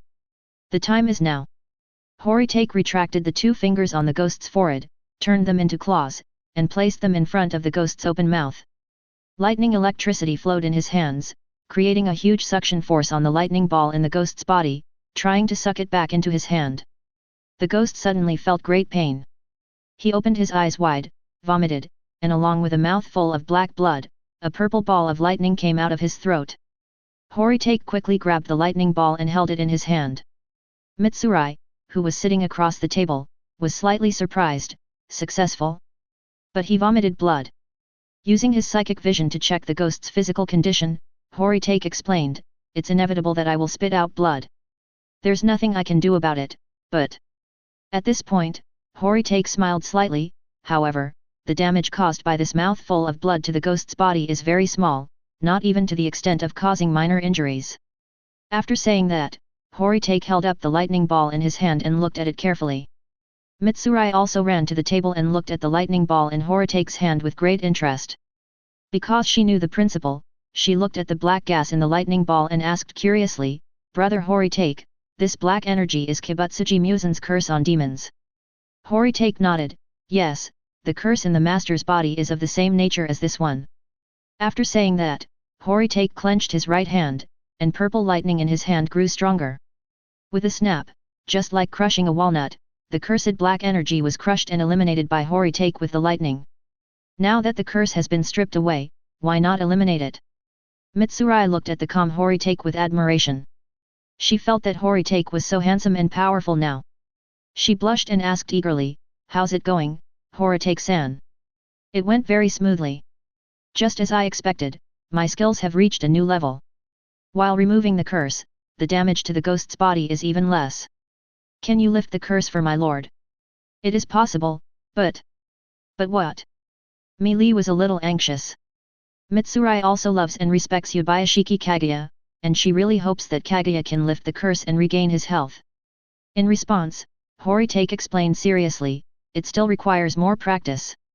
The ghost was freed from the curse, and the damage to its body was probably not serious enough to cause a minor injury.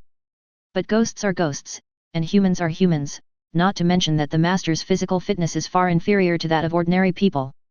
In the same situation, if it happens to a ghost, it will be a minor injury, but if it happens to the master, it may be a serious injury. Given the master's current physical condition, he can at best sustain minor injuries. As for serious injuries, no. I must be extremely careful and must not joke about the safety of the Lord. This is not only my responsibility to the Lord, but also to the entire Demon Slayer Corps." Mitsurai, who was a little anxious, gradually calmed down after hearing these words. "Horitake, you're right. I was impatient. It's okay, Horitake said with a smile, you're just too concerned.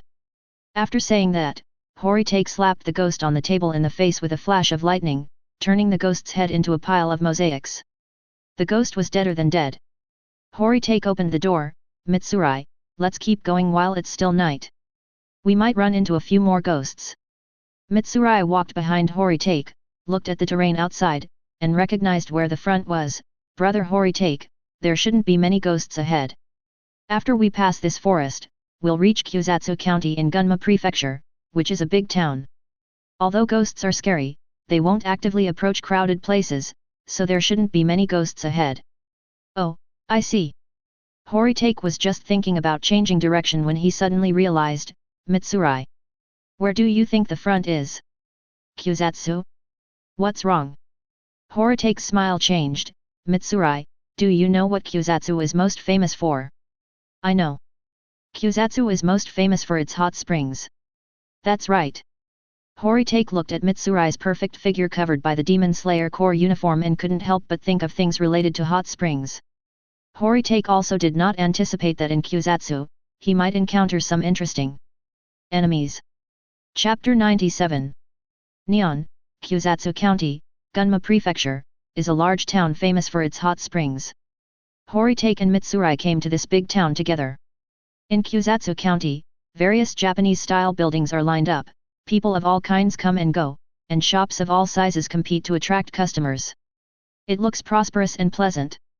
If that were all, this county town would be just a slightly prosperous big town, but it is the most famous hot spring town. Even though it was the Taisho era and the tourism industry was not that developed, the countless travelers who came to Japan were enough to make Kusatsu start to prosper. When Horitake and Mitsurai arrived in Kusatsu, they could smell the hot spring even before they saw it.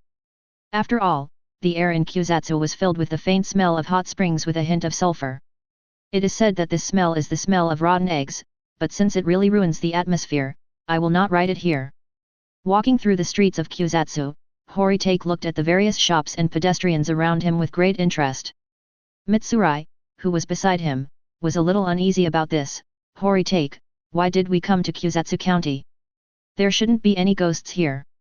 Horitake poked Mitsurai's forehead and said with a smile, we are definitely not here to kill ghosts in Kusatsu. We are here to soak in the hot springs. Mitsurai was a little panicked. Horigaku-san, is this really okay? Does this count as deserting our post? We were clearly killing demons, but suddenly we came here to enjoy ourselves. Mitsurai, you don't understand this, do you? Horigaku taught her, as the saying goes, drink today and worry about tomorrow. Life is not just about the present, but also about poetry and the distance. In short, as a ghost-killing swordsman, you cannot always immerse yourself in killing ghosts and fighting. If you do that for a long time, you may very likely become a fighting maniac who only knows how to kill. If you can rest, you must seize every opportunity to rest. But, Meili still felt a little guilty. Oh my! There's no need to worry too much. How many ghosts have we killed in the past 2 months? At least nearly 100. It's time to take a break. Mitsurai was very moved by Horitake's words, but she was hesitant due to her duties. Her conflicted look was so adorable. She whispered in Horitake's ear, Horitake, if the Lord knew that we were being lazy, would he be unhappy? Of course not, it's just a small matter. Meili, do you think that the boss is a black-hearted boss who only knows how to exploit employees? No, it's not like that. You know how reasonable the boss is. And considering the relationship between Kaguya and I, there is no problem in just touching the fish a little. Besides, we have killed enough ghosts before, so why not take a break, wash away the dirt, and purify our souls? Having said that, Mitsurai's excitement completely took over. She clenched her fists and encouraged herself, okay, let's just rest in Kusatsu. As they were talking, the first hot spring pool appeared on the road ahead of them. Horitake and Mitsurai walked closer curiously and saw that it turned out to be a small hot spring pool. This small hot spring pool is built of blue stone. The hot spring water flows like a stream, from other blue stones, into this pool, and then flows out from another place like a waterfall. Standing by the hot spring, Horitake looked out and saw that from here, between the overlapping blue stones in the distance, there was a stream made entirely of hot spring water.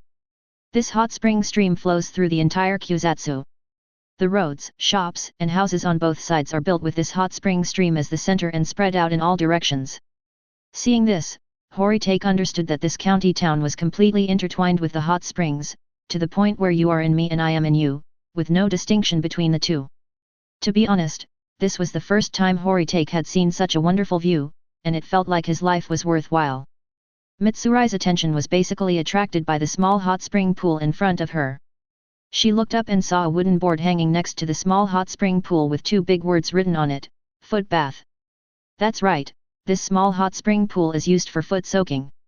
There was an old man beside the wooden board. He looked at the two people who were moved and smiled hospitably. Are you a new guest in Kusatsu? You must have come from afar, so why not soak your feet here to relieve your fatigue? This way you can better explore our hot spring town. Horitake and Mitsurai looked at each other. The grandfather seemed to have misunderstood the relationship between Horitake and Mitsurai. He continued to invite with a smile, looking at how close the two of you are. You must be a newlywed couple, right? Taking advantage of your wedding to travel. Horitake was very pleased with these words, but he also complained in his heart, old man, have you ever seen a newlywed couple carrying a knife when traveling? Mitsurai blushed at the old man's words and waved her hands. No, no, no, no, grandpa, you misunderstood. We are not husband and wife, we are. Ah? Not a couple? Then they are an engaged couple? Or maybe they are a young couple in love. The old man insisted, no need to hide it. I have received countless guests here, so I have good eyesight. The lady with cherry-colored hair has her eyes on the boy next to you. If you are not a couple, then what are you? Mitsurai's face turned even redder. Having her thoughts exposed by the old man, Mitsurai was so shy that she almost wanted to dive into the hot spring. At this time, Horitake saw that the old man was winking at him, as if to cheer him up and win over this girl. Horitake was immediately struck by the old man's beauty. It seems that this old man's vision is really good. He should have seen that the relationship between the two is not yet a romantic relationship, so he said those words just now and assisted Horitake. What else could Horitake say? He could only give the old man a thumbs up in admiration. Old man, you are a great wingman. At this time, Horitake seized the opportunity, took the shy Mitsurai's hand, and invited her, come on, Mitsurai, let's go down and soak our feet to relax. Mitsurai didn't refuse when Horitake held her hand, her face flushed. Okay, Horitake and I. Horitake was delighted. Since he didn't refuse, that meant he agreed, right? The two of them walked hand in hand to the foot bath hot spring pool, took off their shoes and socks one by one, put their feet in the hot spring pool and started soaking. The moment he went in, Horitake took a deep breath. Mitsurai's expressions and feelings are similar to Horitake's. Everyone, after a busy day at get off work, going home and soaking your feet in hot water is a nice enjoyment, let alone soaking your feet in front of a beautiful view. Don't forget, in the past 2 months, Horitake and Mitsurai have been traveling around killing demons, and the workload is not small. Mitsurai is fine, she is just killing ghosts. But besides catching ghosts, Horitake is always doing complicated experimental exercises every night. After 2 months of such busy work, Horitake and Mitsurai were physically fine, but they were indeed mentally exhausted. As soon as they took a foot bath, their tense spirits immediately relaxed and they really enjoyed it. How enjoyable is it to take a hot spring foot bath? Horitake estimated that even if Kibutsuji Muzan appeared in front of him at this moment, he might not necessarily chop him. Instead, he might invite Muzan to come over and soak his feet. As for the question of who will kill whom, let's talk about it after we enjoy ourselves. It's not good to fight and kill in such a comfortable place. Chapter 98. Horitake and Mitsurai were soaking their feet in the footbath hot spring. Both of them looked very happy and relaxed. They just sat there with their eyes closed and smiles on their faces. After a while, Mitsurai said softly to Horitake, Brother Horitake, I don't want to work hard anymore. I want to live here forever. Horitake also said to Mitsurai in a soft voice, Mitsurai, I have the same urge, but there is nothing I can do. We still have many responsibilities to fulfill. Yeah, duty. Never mind. At least for these few days, let's relax and enjoy ourselves. I don't want to worry about other things for the time being. We're just getting started, Mitsurai. This is just a foot bath. There are all kinds of hot springs behind. We can soak our whole bodies in the hot springs and relieve our fatigue. It's really great. The old man next to them looked at the two men's expressions with a confused look on his face. He has been receiving foreign tourists at the entrance of Kyuzatsu Onsen stream, and has seen countless people. Many people take a foot bath here and it does seem very comfortable, but none of them are as relaxed as these two, right? What were the young couple busy with? What kind of jobs do they have? Are they so stressed out at work? They just took a foot bath and became so limp? After soaking his feet for a while, Horitake was the first to wake up and looked at Mitsurai. Mitsurai, wake up, this is the end of the foot bath, there is still a lot to come. The soft Mitsurai actually started to act coquettishly towards Horitake. No, Horitake-san, I don't want to get up. Oh? You can't get up? I just saw there's taiyaki over there, and there are more delicious foods over there. Mitsurai, are you sure you can't get up? This sentence had an extraordinary effect on Mitsurai. Mitsurai opened her eyes instantly and pulled her feet out of the foot bath. Let's go.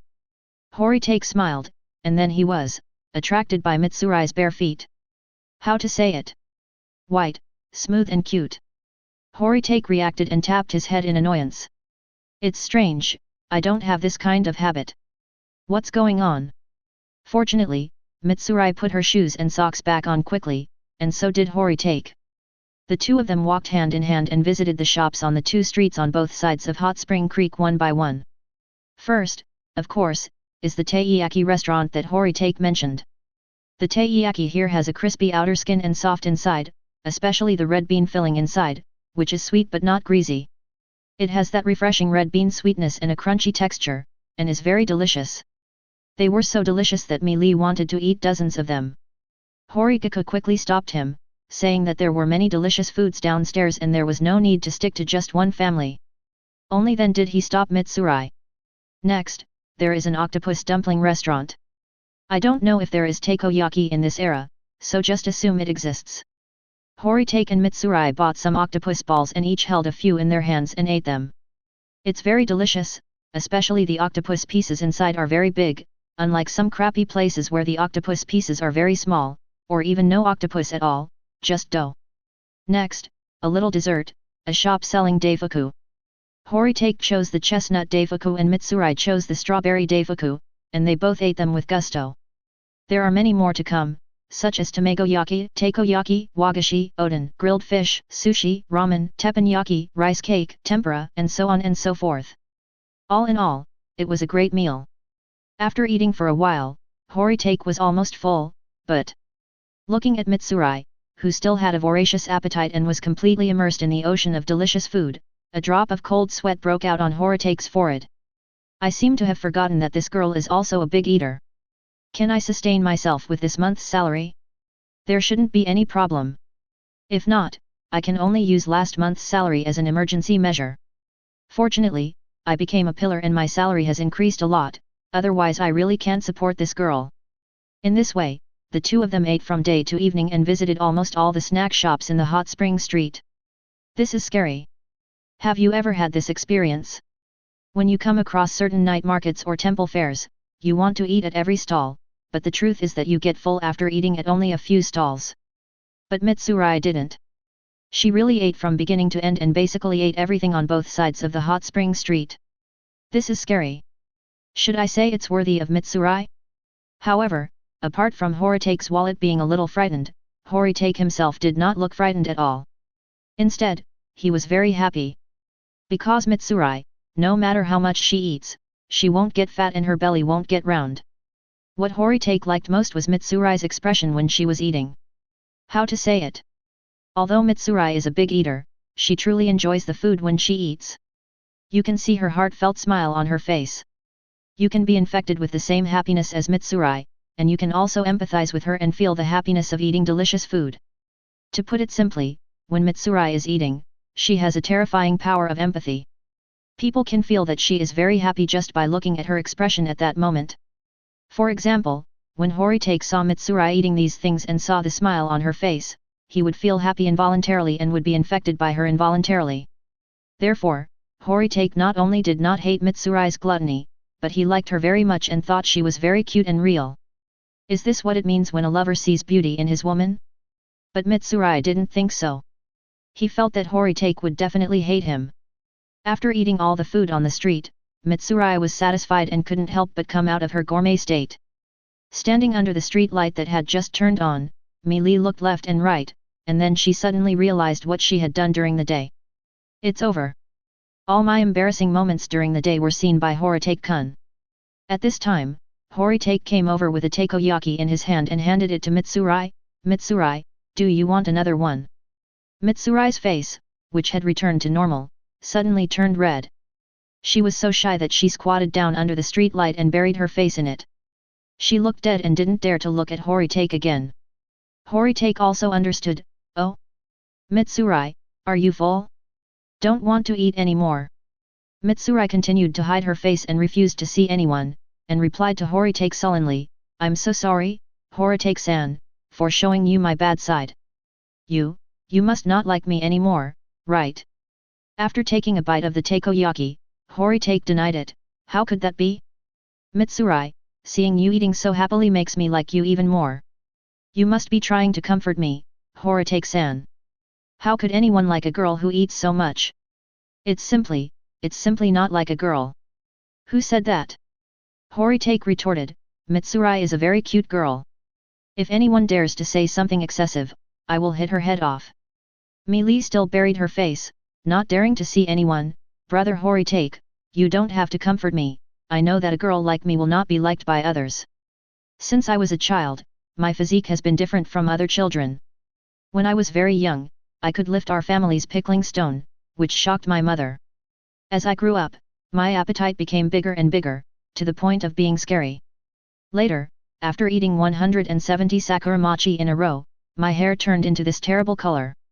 Because of these reasons, every blind date I had ended in failure, and the blind date partners could not accept me as I was. How could anyone like me like this? By the end of her speech, Mitsurai was already starting to cry. Chapter 99. Feeling shy and anxious, Mitsurai began to fall into nagging self-doubt. Based on her past experiences, Mitsurai thought to herself that as a girl, it would be difficult for her to be liked by others because she was like this. This almost became her inner demon. Looking at Mitsurai squatting there and about to sob, Horitake shook his head, swallowed the last bite of takoyaki, threw the bamboo stick into the trash can next to him, and moved closer to Mitsurai, saying softly, Who said no one likes girls like you? I like you very much. Mitsurai still buried her face in her arms and said in a muffled voice, Horitake-san, you must be comforting me. Here it is again. Horitake shook his head and decided to try something harder first. He grabbed Mitsurai's shoulders and tried to pull her over so that she faced him. But Mitsurai still maintained this posture, twisting her body with Horitake. Horitake increased his strength to pull it over here, and Mitsurai also increased her strength to resist, and the two of them actually started to compete with each other. What Mitsurai didn't expect was that her strength was not enough to twist Horitake, and Horitake actually turned her body over. Just like that, Mitsurai, who was unable to resist Horitake, was supported by Horitake on the shoulders and faced him. The two stood under the street light, looking at each other. Looking at the serious face of Horitake, Mitsurai was quite surprised. How could someone be stronger than her? She had 8 times the muscle density of an ordinary person. How could Horitake? Horitake saw Mitsurai's doubts. Strange. Mitsurai nodded. Horitake explained, I know that your muscle density is 8 times that of an average person, so you can be said to be gifted with physical fitness. I invented the heavenly thunder breathing, which can use lightning to stimulate the tissue cells throughout my body, activating and strengthening them. So, Mitsurai, my current physical condition is stronger than yours. You see, we are of the same kind. Horitake's words "we are of the same kind" gradually opened Mitsurai's heart. The reason why Mitsurai has been troubled by her physical fitness since she was a child is that no one recognizes or agrees with her. Now that Horigaku said we were of the same kind, Mitsurai had a feeling that Horigaku could empathize with her, and therefore, she trusted and felt closer to Horigaku even more. And what Horitake said next moved Mitsurai so much. Horitake looked into Mitsurai's eyes and said very seriously, Miri, you may think that all of these things of yours are shortcomings, but in my opinion, they are not at all. Your physical fitness is much stronger than that of ordinary people, which has created your super strength, which makes me happy. Moreover, your physical fitness has created your perfect figure, which I like very much. Your appetite seems scary, but it is precisely because of this appetite that you have the physical fitness you have, right? Moreover, I really like the process of you eating and enjoying food, Mealy. Your happy expression from the bottom of your heart when you eat delicious food infects me and makes me feel happy too, which simply fascinates me. Especially your cherry-colored hair. I love it. I really don't understand why some people don't like this cherry blossom-like color in early spring. How beautiful. Don't worry about this hair color. It is because of this beautiful hair color that you are Kenroji Mitsurai. As for your previous failed blind dates, I can only say that those blind date candidates were a bunch of blind people. Mitsurai is so cute and beautiful. If I were her, I would love her so much. But then again, it's a good thing that all your previous blind dates failed, otherwise where would I have met you? Horitake's heartfelt words moved Mitsurai to tears. Really, this girl's tears came out. She still didn't believe it and wanted to confirm what Horitake said. Really? Brother Horitake, what you said is your true thoughts, not just to comfort me. Of course not to comfort you. Horitake loudly corrected Mitsurai's thoughts. Mitsurai, don't feel distressed and inferior because of yourself like this. I like you like this. Mitsurai is still not very confident. Horitake-san, can I really be liked by others? Horitake waved his hands and acted as if he didn't care. I don't care whether they like it or not. Anyway, I like it. I like me like this. Real. Real. Real. Real. Real. Horikaku didn't intend to continue arguing with her, so he decided to prove it with his actions. Horitake held Mitsurai's cheeks, and as Mitsurai looked at him in disbelief, he moved closer. The street lamp above their heads is really bright.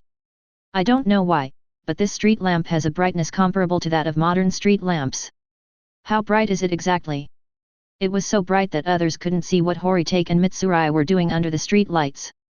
The strange thing is that after Horitake and Mitsurai did this, the street lights above their heads returned to their original weaker brightness, and everyone could clearly see the state of Horitake and Mitsurai at that time. Oops, what happened to the street light just now? Anyway, I don't know, maybe it's a voltage problem. The two separated their faces. Horitake's face was full of satisfaction and aftertaste, while Mitsurai's face was red. She was shy, happy, and a little bit unbelievable. She looked at Horitake hesitantly. Horitake, are you serious? Of course. Horitake pointed to his mouth. Otherwise why would I put myself at risk? Mitsurai, you don't think I'm still comforting you, do you? I took the initiative myself. If you still don't believe it, we can try it again. No, no, no. Mitsurai looked around nervously. Luckily no one was paying attention. She pursed her lips, savored the taste, and came out of her trance. The feeling just now was real, not an illusion. In other words, Horitake-kun is not just comforting himself, he really likes himself. After fully realizing what had happened, Mitsurai felt as if she was surrounded by a huge surprise. Someone likes me now. I am no longer the unwanted girl. What was her purpose in joining the Demon Slayer Corps? Wasn't it to find a good husband who was stronger than her, could accept her, and could protect her? It seems. I really found it. There is no doubt that Horitake-kun is better than me. Brother Horitake can accept all his strange characteristics. There is no doubt that Horitake-san will protect himself. Kami-sama. I didn't expect to find it so soon. I'm really, so happy. At this point, Mitsurai finally returned to her normal state. She cheered and rushed over to hug Horitake with a red face.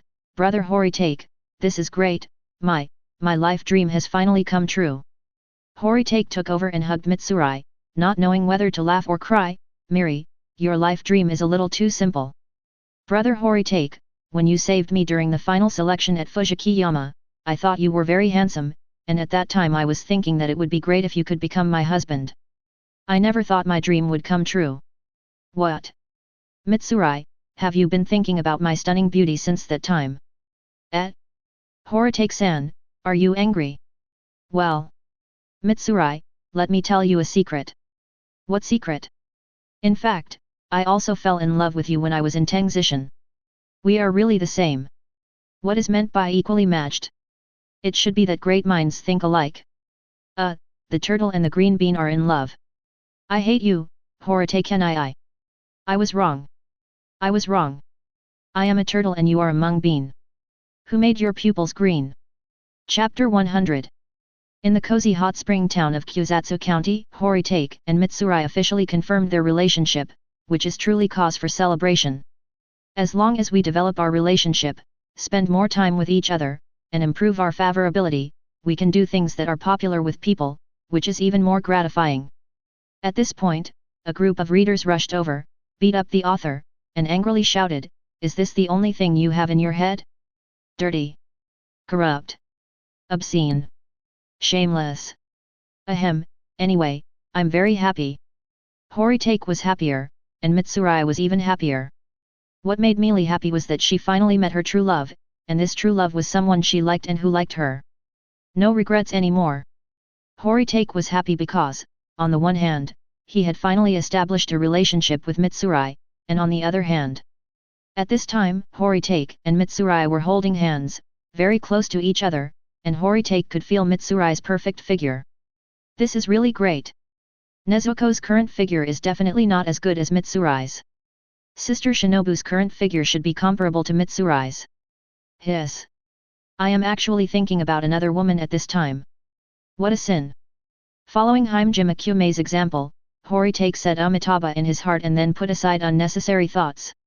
He focused on accompanying Mitsurai and continued to enjoy the night view of Kusatsu. Should we say that it is worthy of being a hot spring town with a developed tourism industry? The night in Kusatsu is filled with various lights, and people are constantly coming and going, which is quite interesting. We had a lot of fun strolling around with Horitake and Mitsurai. Occasionally, when they come across some snack stalls open at night, Horitake would also encourage Mitsurai, "Mitsurai, that looks delicious, do you want to try it? Miri, that looks delicious too, why don't you try it? Mitsurai, this also looks very good, would you like to try it?" Mitsurai felt embarrassed and annoyed by Horitake's malicious instigation. "Horitake-san, stop tempting me. I've had enough during the day. What does it matter? Mitsurai's physique is such that no matter how much she eats, she won't gain weight. With a physique that women all over the world envy, what are you worried about?" "Of course I'm not worried about getting fat, I'm just, humph. I think Horitake just wants to see me look embarrassed when I eat, and I won't let you succeed." "Oh, what a pity, I was found out. But what Meili said is biased. I do like watching Mitsurai eat, but that look is not embarrassing, it is a look of happiness." Even though Horitake said this, Mitsurai refused to say anything. Come to think of it, a girl is eating like crazy in this place, and her boyfriend is feeding her with a smile on his face. This scene seems beautiful to the boyfriend, but it is too embarrassing for the girl herself. No matter what, being a big eater will always make girls feel embarrassed. In this way, Horitake and Mitsurai played for a long time in Kusatsu at night. As it's getting late, we should find a hotel to stay in, preferably a hot spring hotel where we can soak in the hot springs. But that sentence is really well said, you never know which will come first, an accident or tomorrow. Horitake encountered some rather worrying things. Horitake and Mitsurai were choosing a hotel together. When they were passing a small path, a little child passed by them. Mitsurai was in high spirits, her attention focused on the surrounding shops, and she didn't notice anything unusual happening to the children passing by. Horitake had an amazing sixth sense. When the little boy passed by him, he felt something was wrong. This child gives off an aura of sadness, despair, and gloom, a bit like a walking corpse. Horitake was too familiar with this temperament. The feeling of this child was so similar to the feeling given by those children in Dongma Town before. At this moment, Horitake's lazy and leisurely mood suddenly became alert. Could it be that there are children in Kusatsu County who are oppressed and controlled by ghosts? Soon, Horitake rejected this idea. Kusatsu County is different from Toma Town. Dongma Town is just an ordinary town that is occupied and oppressed by ghosts. They can only endure it and dare not disclose the news to the outside world. But Kusatsu County is different. Kusatsu focuses on tourism. The population here is extremely mobile, and there are many people coming in and out every day. A town like this is the place where it is most difficult to keep secrets. With such a large population flow, ghosts basically would not choose to dwell in such a town. What's more, Horitake and Mitsurai had been strolling and eating all day, and wherever they went was lively and peaceful, and everyone they met was warm and hospitable. This place didn't look like a place poisoned by demons at all. So, what happened to that kid just now? Although it is not clear, it is very necessary to be vigilant in advance. Horitake grabbed Mitsurai's hand and whispered to her, "Mitsurai, something's happening."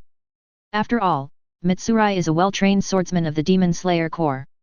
Although she is in a relationship now, she will be alert immediately if she is told to be vigilant. Mitsurai looked at Horitake seriously and whispered, "Horitake, what's going on?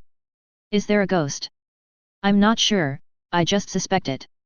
What should I do now?" "Don't alarm the people here. Let's do it quietly."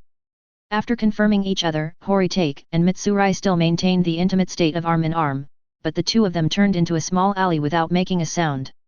After entering the alley, the expressions of the two men immediately changed and became capable. Horitake looked around the terrain and said to Mitsurai, "Follow, quietly." "Yes." Horitake leaped onto the roof of the house, and Mitsurai followed closely behind. The two men, like ninjas, avoided the lights and used the cover of night to move quickly and silently between the rooftops. Soon, Horitake found the little child who had just passed by him. The two landed on a roof, hid their bodies and observed carefully. Mitsurai was surprised to find that Horitake's target was a child, so she asked in a low voice, "Horitake, what's wrong with this child?" Horitake asked quietly, "Look at this child, what's the difference between him and ordinary children?" "What's the difference?" Mitsurai observed quietly and said hesitantly, "It seems like something is wrong. This child's eyes look a little flustered, and his temperament is a little gloomy. He is not at all as lively and sunny as ordinary children. It seems that he is a little autistic and depressed."